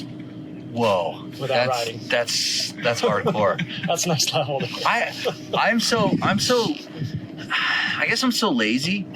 I mean, I like my gear. Look at this climb gear. I would put this on just because, it's pretty loud. Love it. But I really wouldn't put it on I'm so lazy. The worst thing about going riding is having to put your gear on. Yeah. So if I'm going to go to put the effort on, that's why I went and rode that last moto. Because I said, I put my gear on, I only did 2. I need to do 3. I mean, for the effort of putting the gear on and driving here, all that stuff, I'm doing 3. And I only said I was going to just go do 2 laps, and like 8-10 laps later, I'm like, oh, I should stop.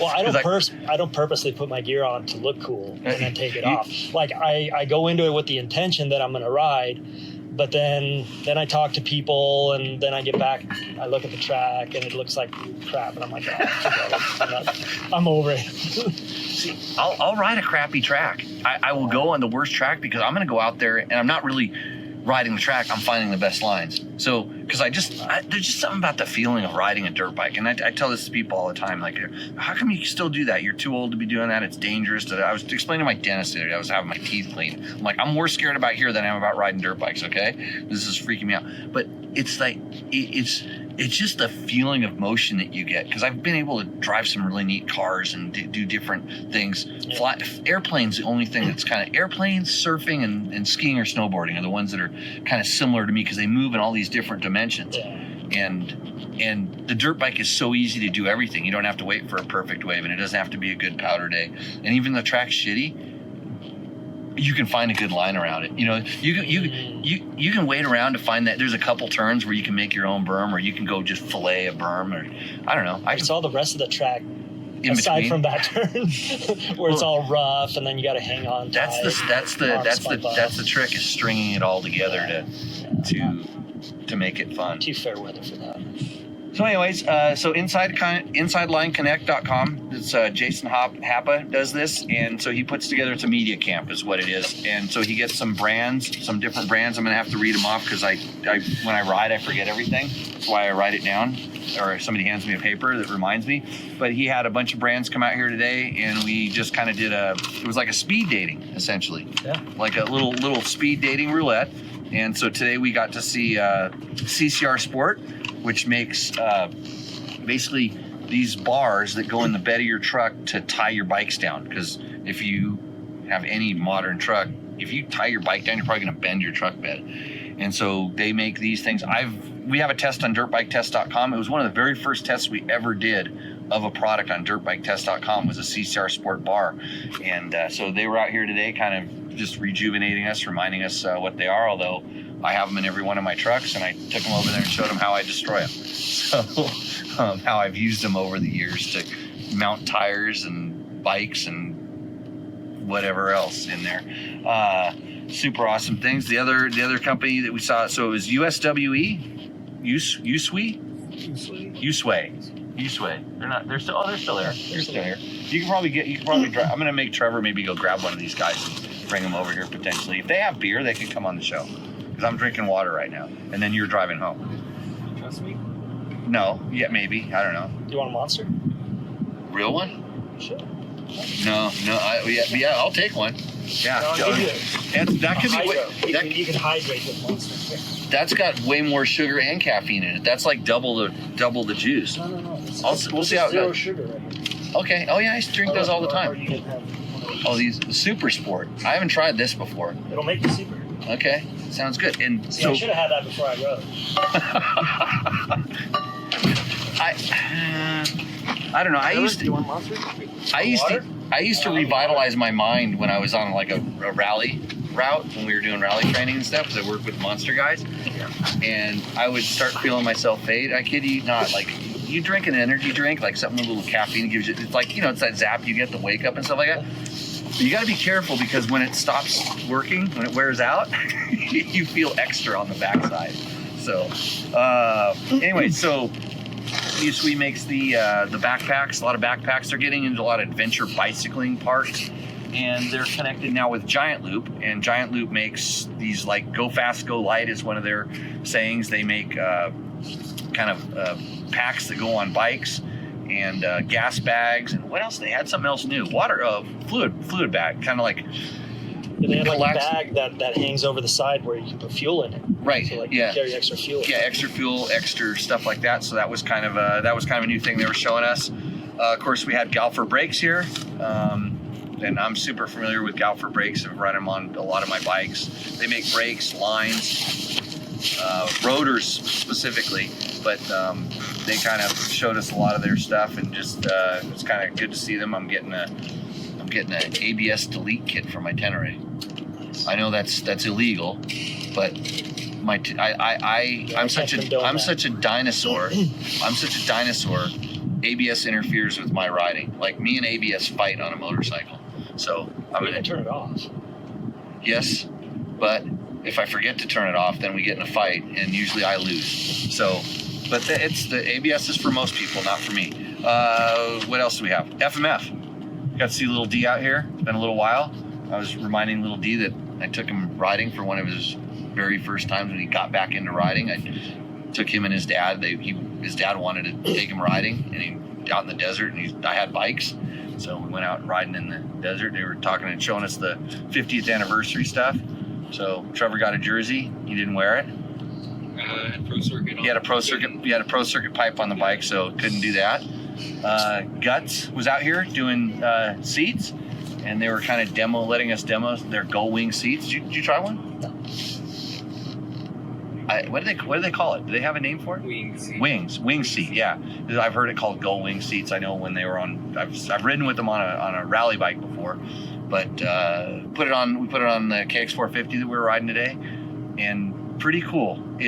I think more people like it than don't like it, and especially with bikes getting thinner and thinner, which everybody says they want. Don't everybody say they want thinner and thinner? Yeah, they want a thinner motorcycle, but then they're going to put a wider seat on. Because I like to argue with. I like to. So, Mike, when do you grip your motorcycle?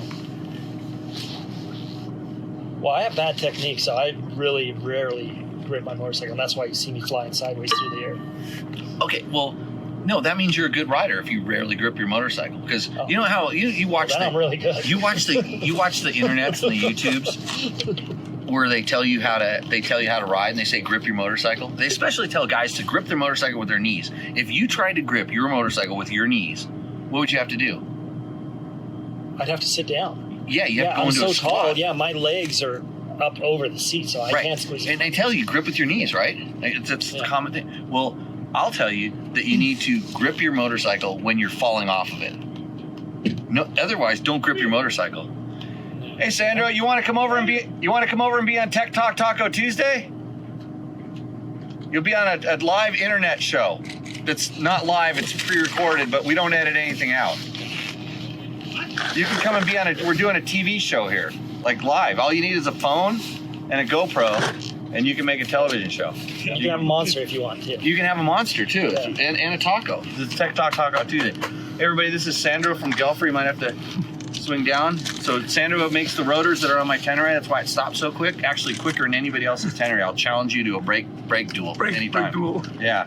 So good to see you again. Good to see you. We'll talk about riding in Death Valley. We'll call you next week. Okay, sounds good. Take care, guys. See you. Good night. Yep. So, and you're soon to be a sponsor on this show.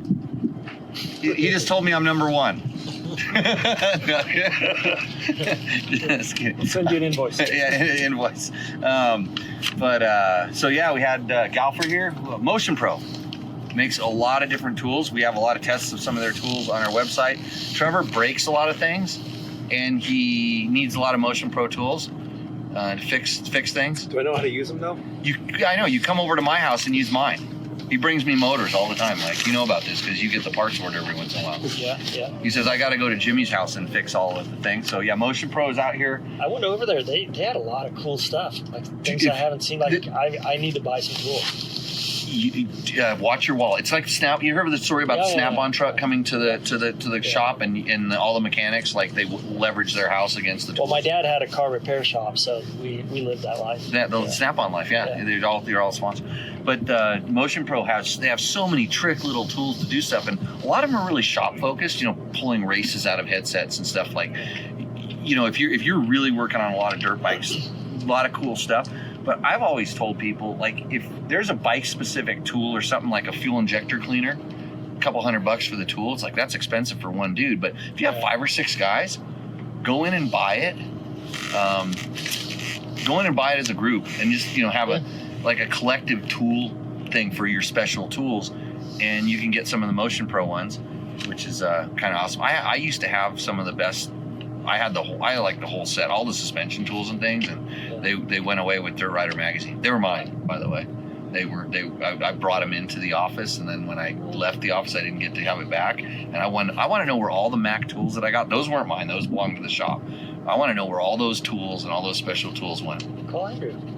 I probably should, because they have my initials on them in blue paint. I should go in there and take them back. But there's probably no way to get blue cleaned off. They probably just crossed them out, put their own letters on. Yeah, I had a blue marker. I marked all. Me and Carl both had a lot of our own personal tools in those toolboxes. I made sure Carl got most of his back, because they were his. I knew this. He brought them in because our shop, we had a really nice shop for a long time. And that's what I think you should have. So, who else do we see, Trevor? Giant Loop. Oh, CCR Sport. Oh, Hitch Hotel. This is something we need to get a picture of. You need to Google image a picture. You got a picture of it? So. Yeah, so it's a little teeny tiny trailer that you can put a bike rack on and tow it behind, then you can have a little hitch hotel behind your if you go on like a 2-day race. Yeah. Do you see that thing? I didn't see inside of it, but It's I just saw it's an open but box. yeah, it like telescopes out, right? And then you have like just barely enough room to lay in there. Yeah. Well, no, you could put two dudes there safely. You wouldn't be too close, but you could if you had your own sleeping bag. I wouldn't zip them together like I used to, but but anyways, no, it's like enough room for a nice mattress pad and stuff in the back, and then you can have your bike on the front, and that way if you wanted to close, lock stuff, you can keep there's enough open space in there when it closes up. Put a toolbox, Right. plus it has a rack in the front, kind of a cool thing. He's the guy's been in the industry for a while. He used to work with some other companies and decided he was going to do that. The sound sounds like there's vehicles driving around. That's how we do it here, live. No choices. Yeah, unfiltered. Mm-hmm.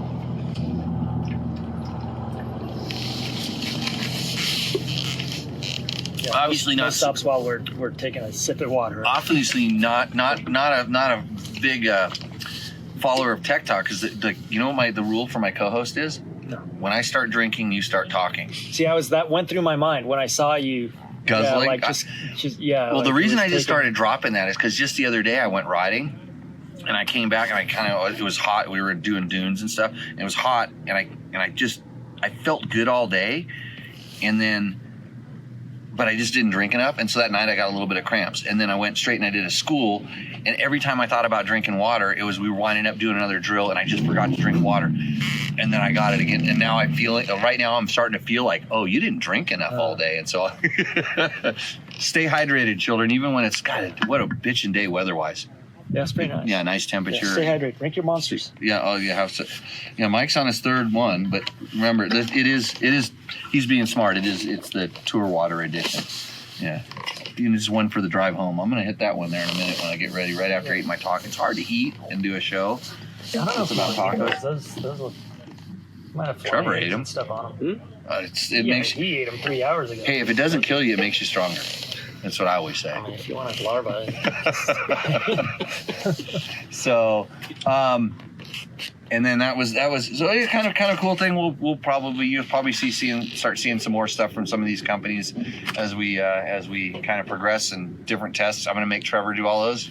Trevor did all of his research. I did all the talking today. Trevor did all the listening. That's how we work as a team, and it's gonna put all this stuff together. See, I need to hire somebody to do one of those. One of those. Yeah. Right now, I'm trying to do both, and it's a struggle. You got Stevie. So you started in testing at Yamaha. Yeah. And then so how long did you do that? 19 years. 19 years in the testing side. Yeah. That's in-house as a actual employee. I did, I think, 3 years before that as a contractor. And was that, and you got hired at that because of your test riding ability? I like how you say that with such surprise. Like, Well, no, I mean, I used to race against you, dude. You used to haul ass. So like, because I know, because I knew Shai learned stuff. They were really particular about who they hired. no, I think it was. I mean, a lot of probably luck. I was riding with Dubach a lot at the time, and he got me in the door to start doing durability testing. Right. So I did some of that. For a couple of years, actually. And then I guess I did good enough. My boss also kind of recommended me to the service department to do some stuff on street bikes. Right. To ride long distances, and it seemed like I did okay with that. And then I don't know if you remember Joel Albrecht. Yep. So he had the testing position, and then he left to go somewhere else. And so I was kind of at the right place at the right time.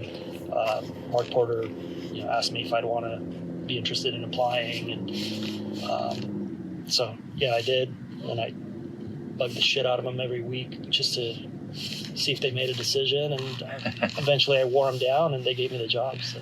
And so at that point, and like when you talk about doing durability and stuff, that's just a guy that gets on the bike and hammers out laps. Yeah.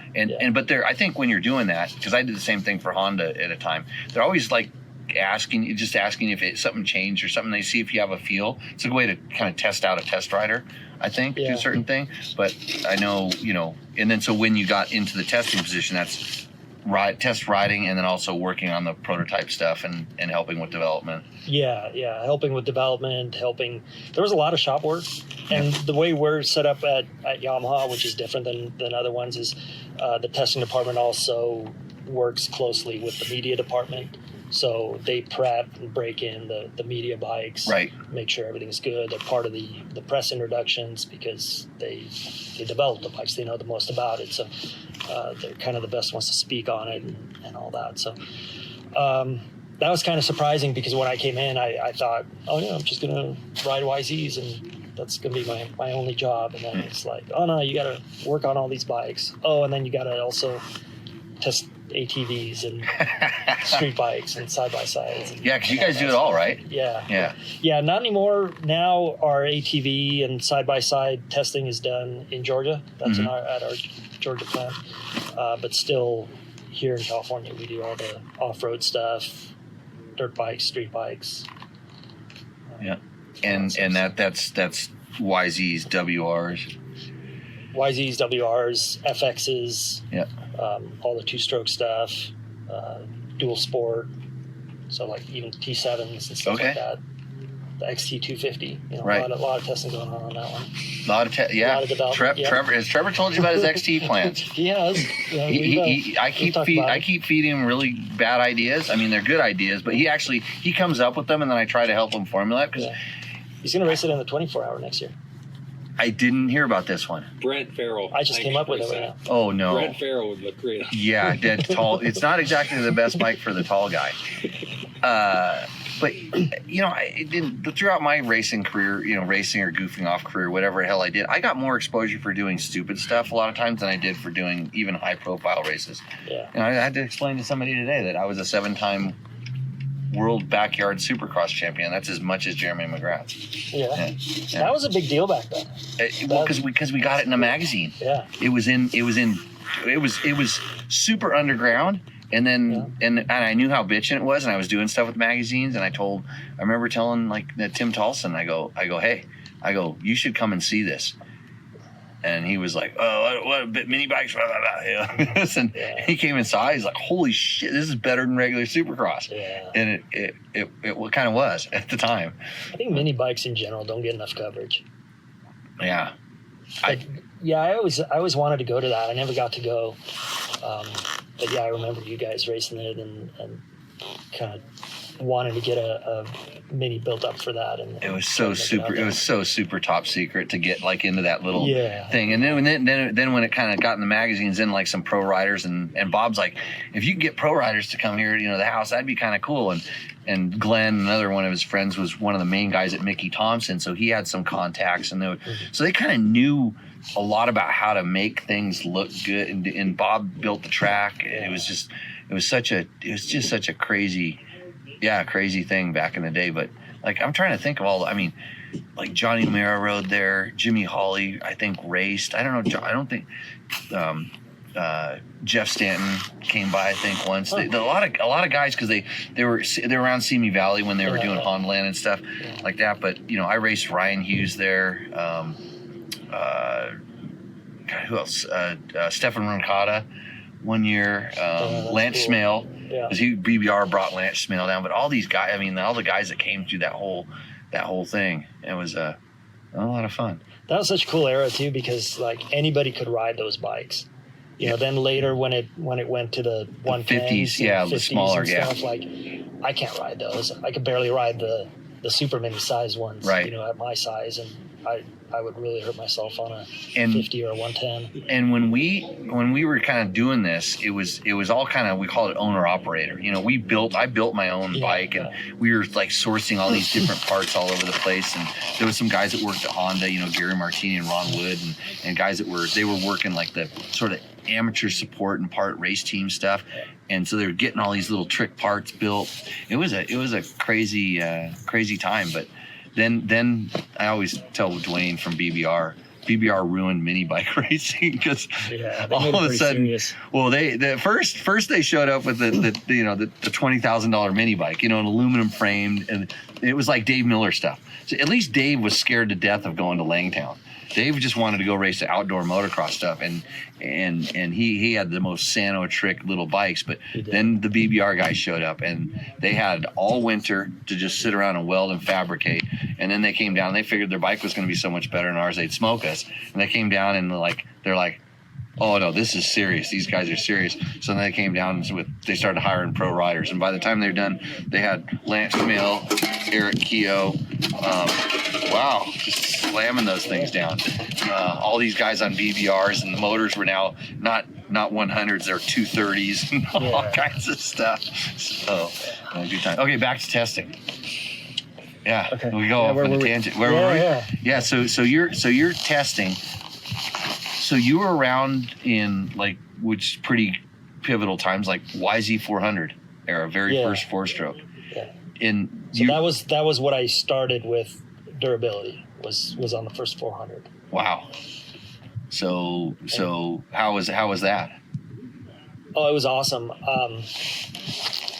I was super excited about it. Just obviously, we all saw Doug Henry race it already, and we were doing those four-stroke nationals before that. Yep. So I was already kind of a four-stroke convert before. So I was super on board. What were you racing in those? LTX R400 or? Yeah. Yeah. Okay. Yeah, I was on the IMS. The IMS bike. Thing, okay. So your bike only ran half the time. It wasn't. This it wasn't too bad. is old four-stroke racing days. Those things were like fragile, but overbuilt. They were surprisingly from what the base was. They were surprisingly competitive. Oh yeah. Not that bad. Well, that's what I mean. You're I remember the IMS bikes. They pumped those things up, and because you were competing with the White Brothers bikes, which were also quite pumped up. And I would say during the course of a series, I don't know if anybody really finished every race, every moto. Yeah. You'd have, I don't know whether it was just a lot of overheating related issues, especially on yours, air cooled. Yeah. But like on regular weekends, we'd race them against regular two strokes races. So they were good for what they were. I had a lot of fun on them. And then like I said, that was the first. The YZ400 was the first bike that we started with. So I was super, super excited to get to ride that thing. Did you know right away how good that thing was going to be? Yeah. Well, just because what did we have to compare to? The built up XR400? Yeah. And then, then you were riding it kind of before the KTM was even released. The KTM, they kind of had the Enduro ones. Well, they had their KTM, the 501s, and which like Lance Mail was racing, and right. But that was the big heavy. That was the big heavy. They hadn't made the light motor yet. Right. Yeah. Yeah.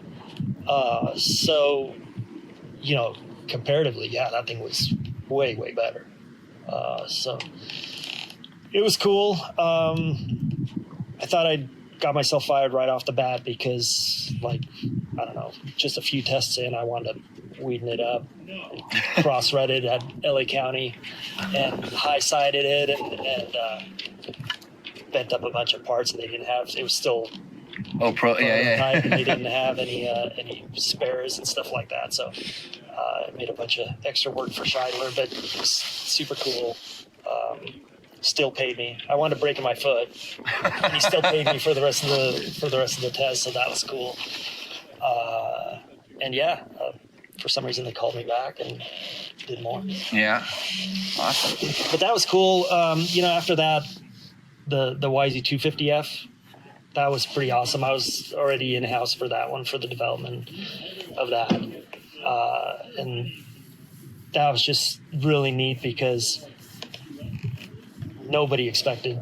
I don't think anybody thought that a 250 four-stroke was a would be possibility, or even possible, So it looked just like the 400. So even if people saw it, they didn't know what it was. Like they just had no idea. So that I think I rolled up on you. Did you ever test that in public? Kind of like, did you ever go to a Glen Helen day?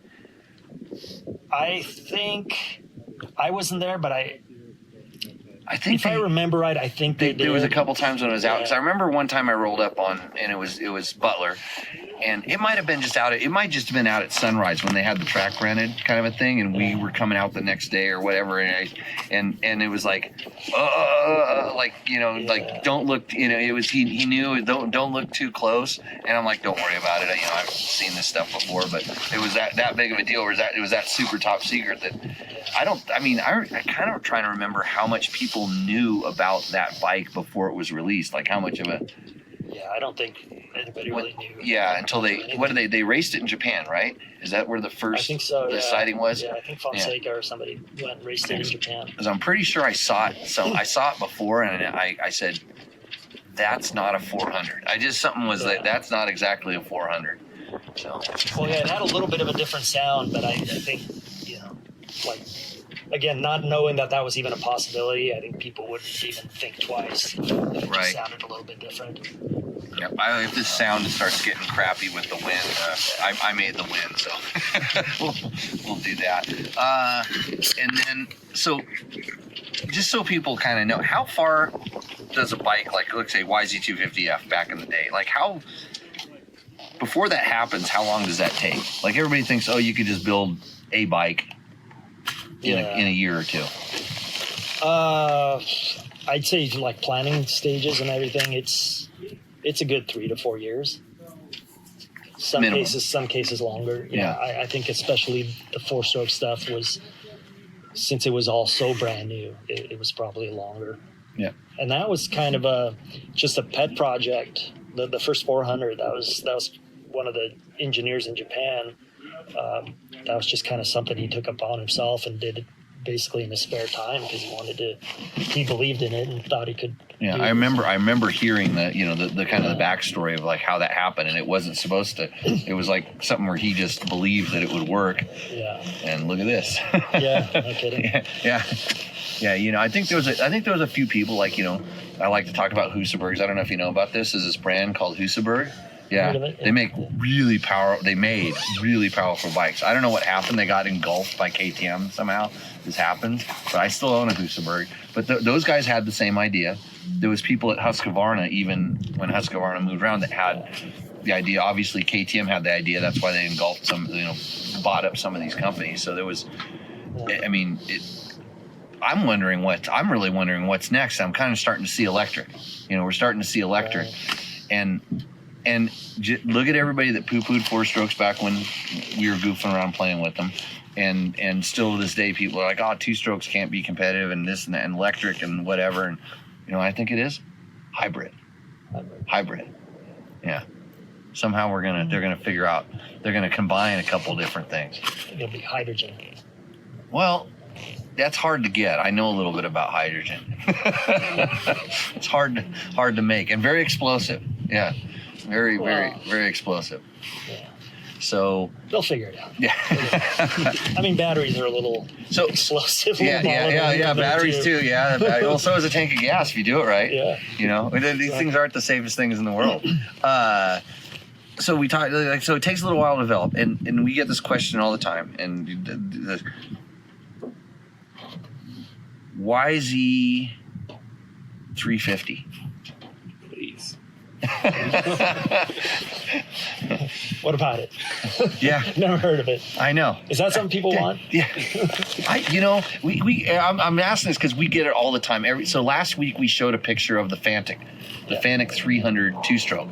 So, which is the same thing. Everybody's like, well, why doesn't Yamaha make it? Well, that kind of, there's some Yamaha involvement. They sell technology, share technology. There's some of that. And we never see, that's the one brand we never see come over here. And could you explain what the deal is? No. I don't really know the exact deal with Fantic. I don't know the exact relationship there. All I know is we can't get them here. They're their own separate company that somehow we like get them a base, and I don't know.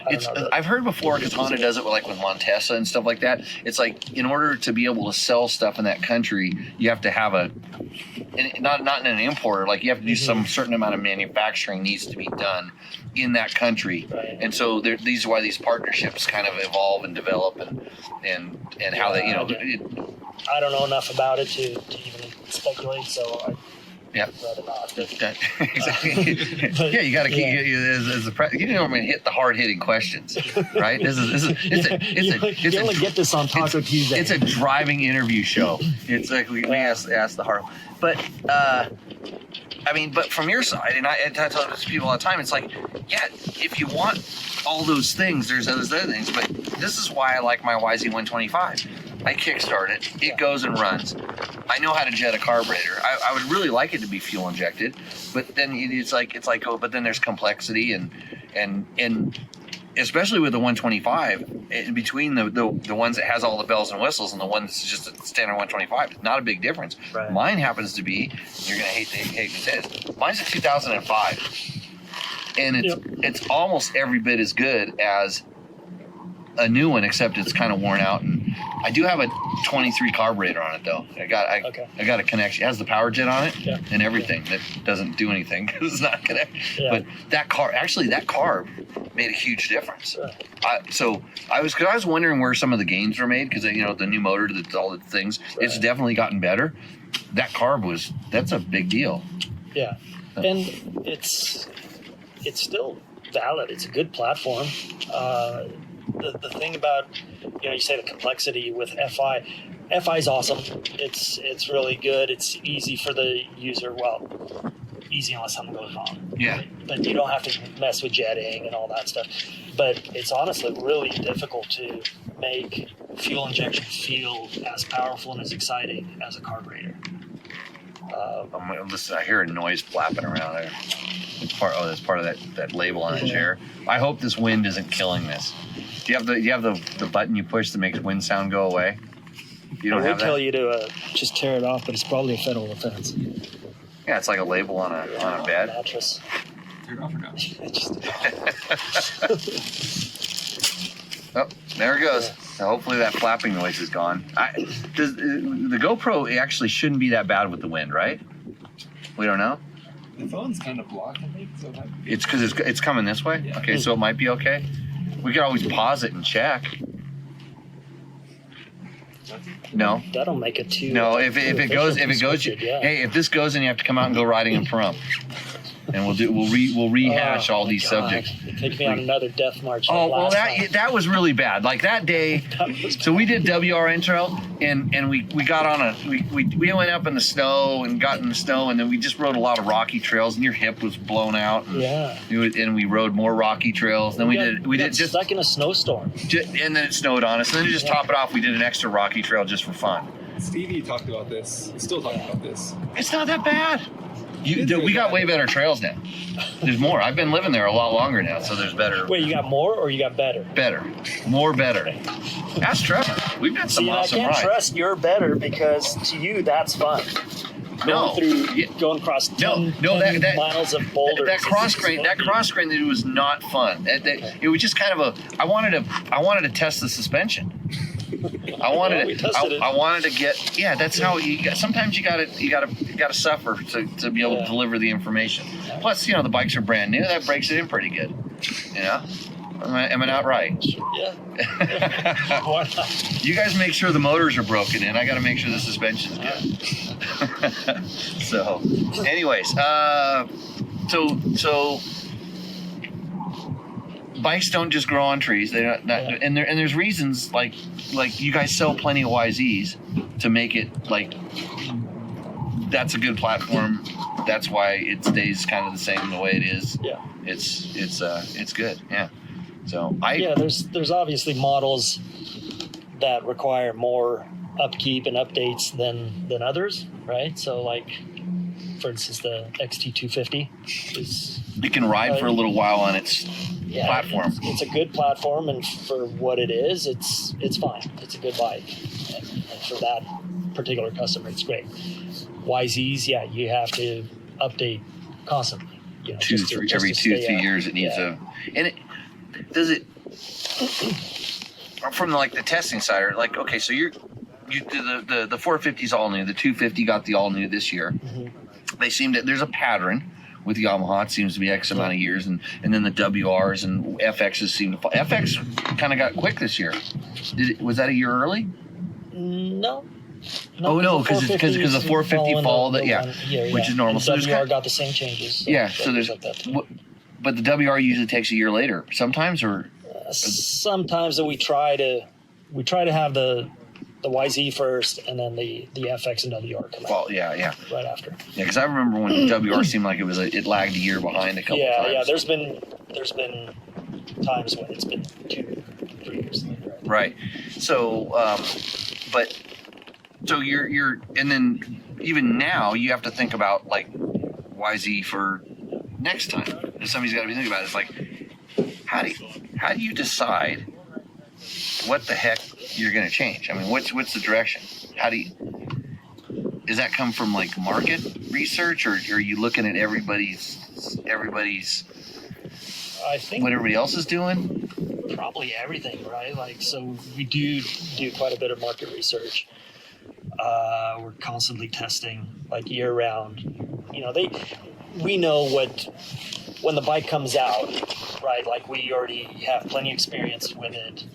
We have experience with whatever's coming next. We know the shortcomings of it. You know, at some point you got to put it out. Yeah. Right? You can't just keep testing and never put out a product because it's never going to be good enough. Yeah. So whatever, you know, our internal team feels is where it's lacking, keep trying to improve on that. That's towards the future. And then I'd say probably maybe like what vendors come out with, like say KYB comes out with a new system. Right. So you got to test that. Okay, is that going to be better for the future? Is it going to be worse? Okay, so in this, how did you dodge the air fork bullet? It was hard, honestly. Like I think KYB came to us with it first, and even Yamaha Japan wanted to do it because it was going to be A, lighter, and B, lower cost. Right. So it was a win-win for them because you can claim a lighter number and save money. So there was a lot of pressure to use that fork, and Kawasaki KYB even came to us and said, if you guys don't, use this now, we're going to offer it to Kawasaki. And credit to Mark Porter, our old boss. He's like, performance wasn't good. Yeah. And he stuck to his guns, and we said if it's not going to be better than what we currently have, we're going to stick with what we have.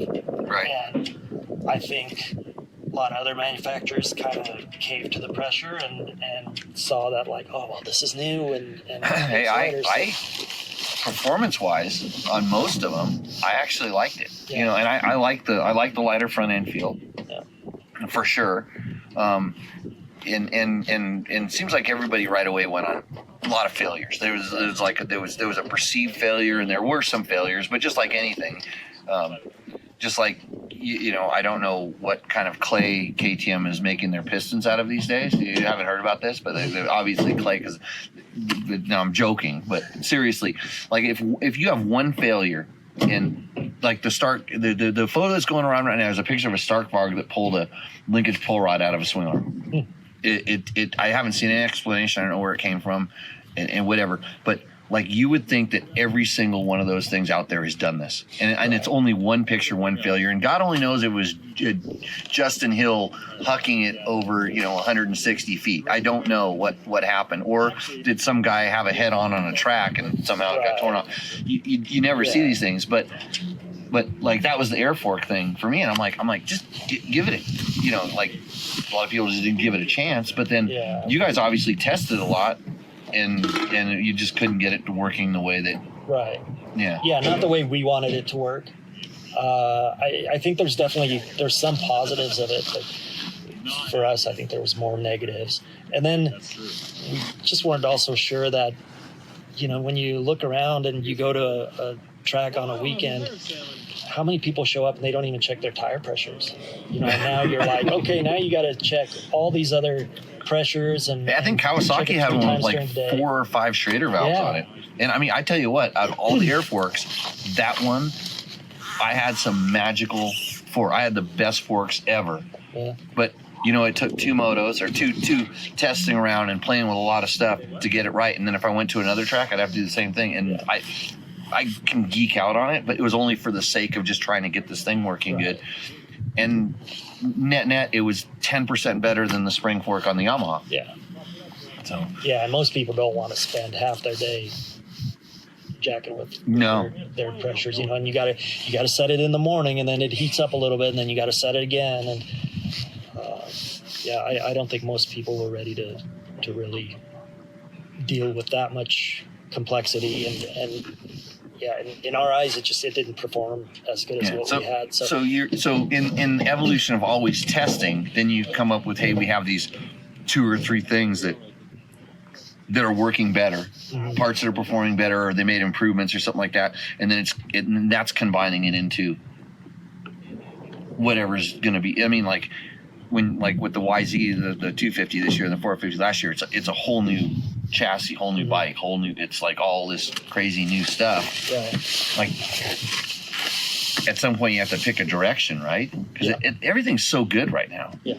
Like you can hop on a 4 or 5 year old bike and they're still pretty damn good. It might be a little different flavor than today's bikes, but that's the thing that always interests me, is like when you're going to go to a wholesale change. I mean, when you say when you guys bring a bike and with Yamaha, with their R&D guys being involved with the magazine comparisons and stuff, and the testing, the test riders, outside test riders coming in, are you ever surprised by what we say?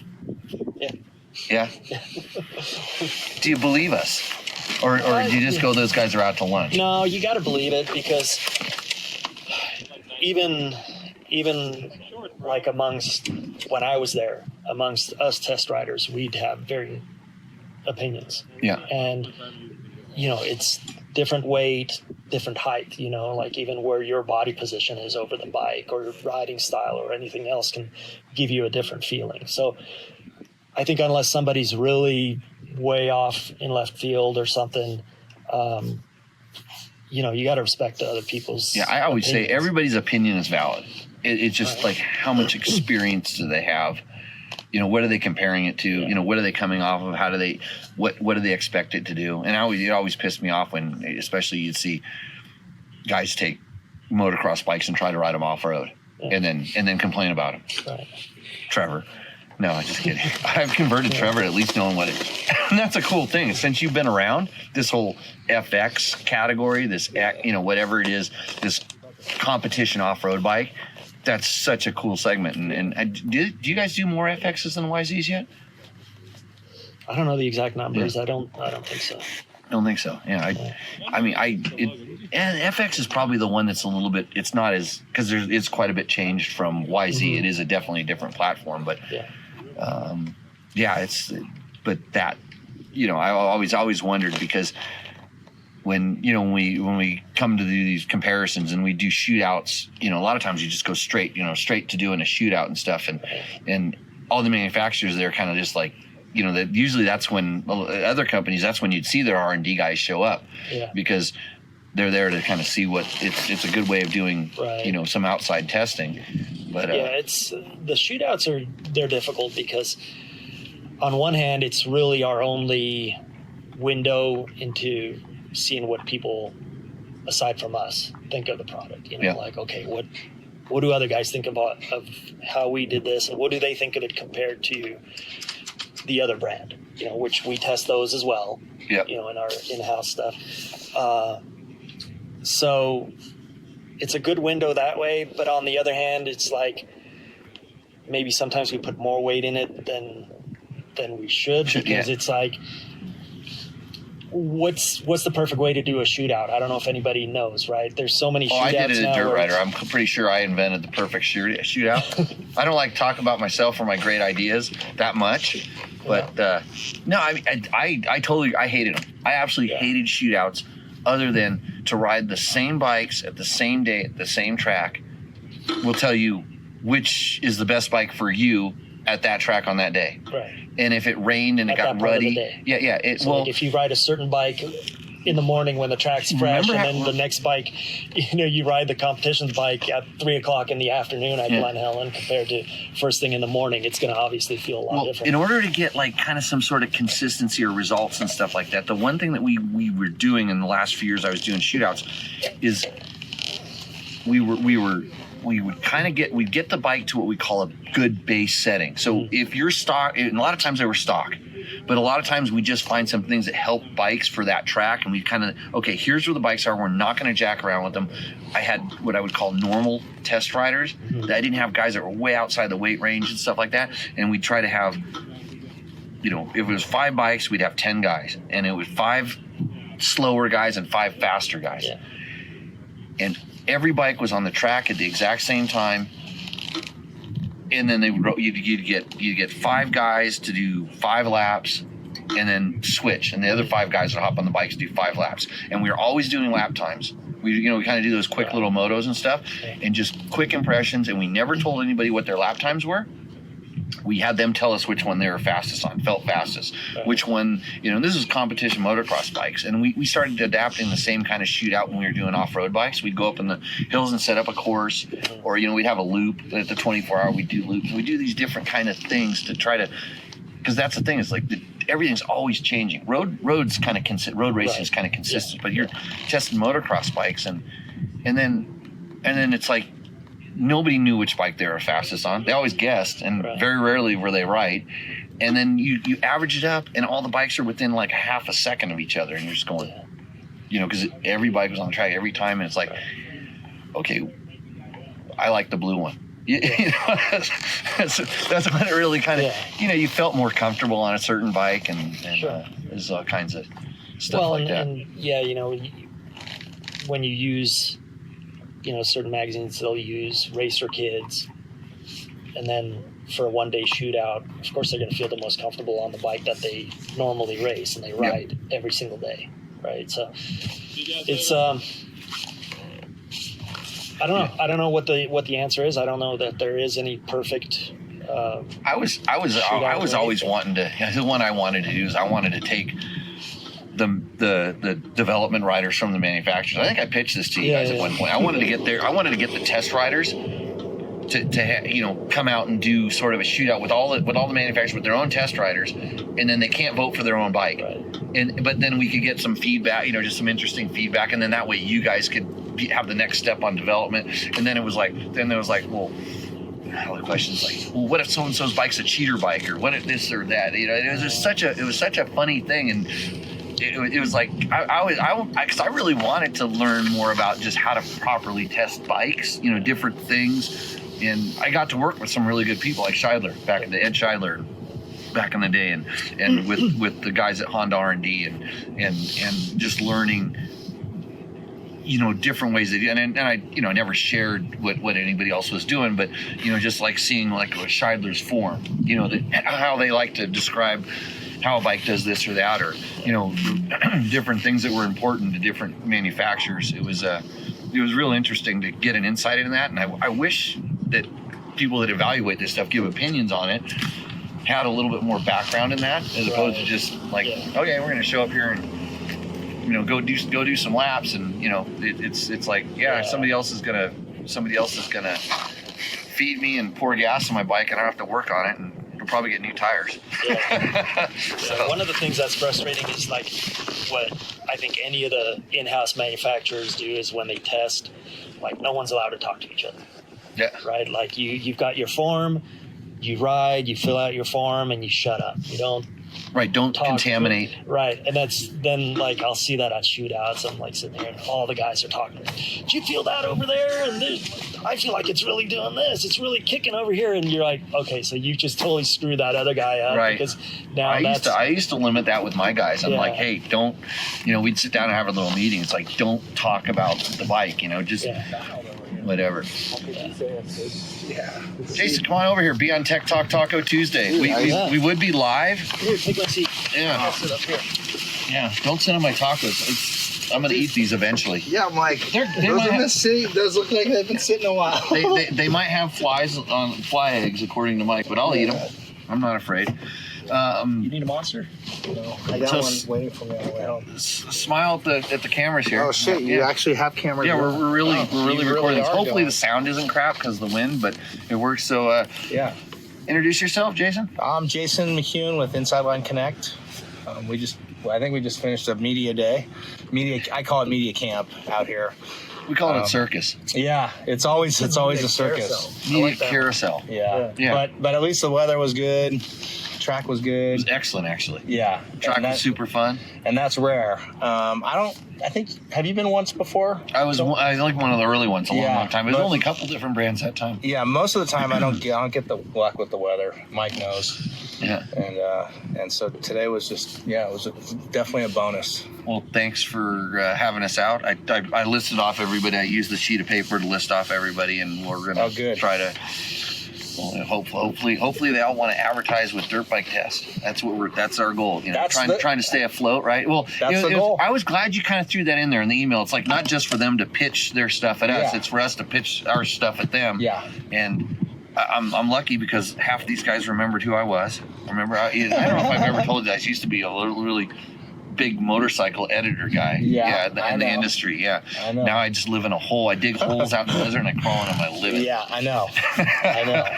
But yeah, you're right. That's the whole thing. And sometimes, like, I had to explain that to a few other people. Like, my goal is for you guys as editors and you guys have, your websites and stuff is to bring these people to you. Because a lot of times it's out of sight, out of mind. Yeah. And, but there's a lot of good stuff out there. I think, that's good for you and good for them too. Yeah, it's interesting to see some off-roadish brands kind of show up here because it was funny. Like they came from Northern California, they came from Bend, Oregon. They're coming all the way down here because they never get to see a lot of the motorcycle media. Yeah, and see kind of what we do and how we do stuff is. I think it's as educational for them as it is for us. I'm trying to learn this new. It's not every 10 years the landscape changes now. It's every year. Yeah. The landscape of how media works and how we can support ourselves and it changes and how these companies are struggling with like how do we talk to our customers. Yeah. And so this is where it's like, well, we can help you, I guess. And it's not that we're going to become like because we have to keep our credibility. Yep. That's the only thing I have at the end of the road. I can have all the flashy designs and websites and stuff if people can't trust you. But how do people, regular people that are out there, this is a question for you too, Mike. How does a regular person that's out there floating around watching this kind of stuff in his orbit, how do they know where the good content is coming, where the good opinions are coming from? Because I think about it when I want to learn like something in construction, right? I want to learn how to do tile or something like that. There's 800 videos of guys that tell you how to set tile. How do you pick the best ones? Because I think right now maybe Google and Facebook are kind of deciding which ones are the best. Yeah. But it's also like you just said, credibility. Everybody's going to talk to everybody else and, things like that. But, with the companies that came down, like you said, from Bend and from all these other places, the point is that they don't get to see you or talk to you face to face ever, and they probably don't realize the opportunities that you could provide to them. Yeah. And vice versa. You don't get to talk to them either. So, hopefully there's some business at the end of the tunnel for both sides. Yeah, I'm horrible at that. Talking to.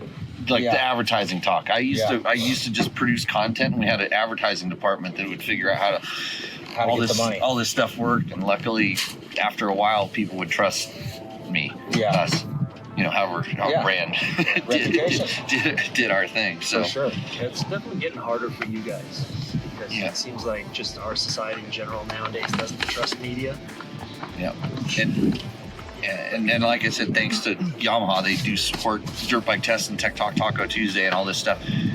And they don't care. You guys don't care what we do. I mean, don't tell us you need to do this thing.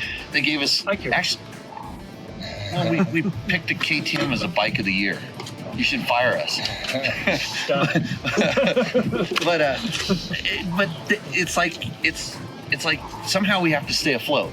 You know, we have to keep kind of things rolling. So yeah, it's a good for us. I appreciate it. Thanks for having us out today. And with that, I think the wind's gonna wreck our sound. We're gonna have to redo everything, or I'm gonna just have to do sign language for the whole thing. Yeah, this is most fun we had Trevor, all day. do you know what you're gonna do, Trevor? That's your job tonight. You're gonna do the what do they call it when they Transcribe. transcribe it and the Mojave Bob. title's going across? Yeah. I So don't do that. anyway, Jason, thanks for having us out. Mike, thanks for thank you. sitting telling us some cool stories. Yeah. And with that, everybody, we'll see you out in the trail. Trevor should have this edited up tonight. If not, you have to wait till next week. See you. Cheers.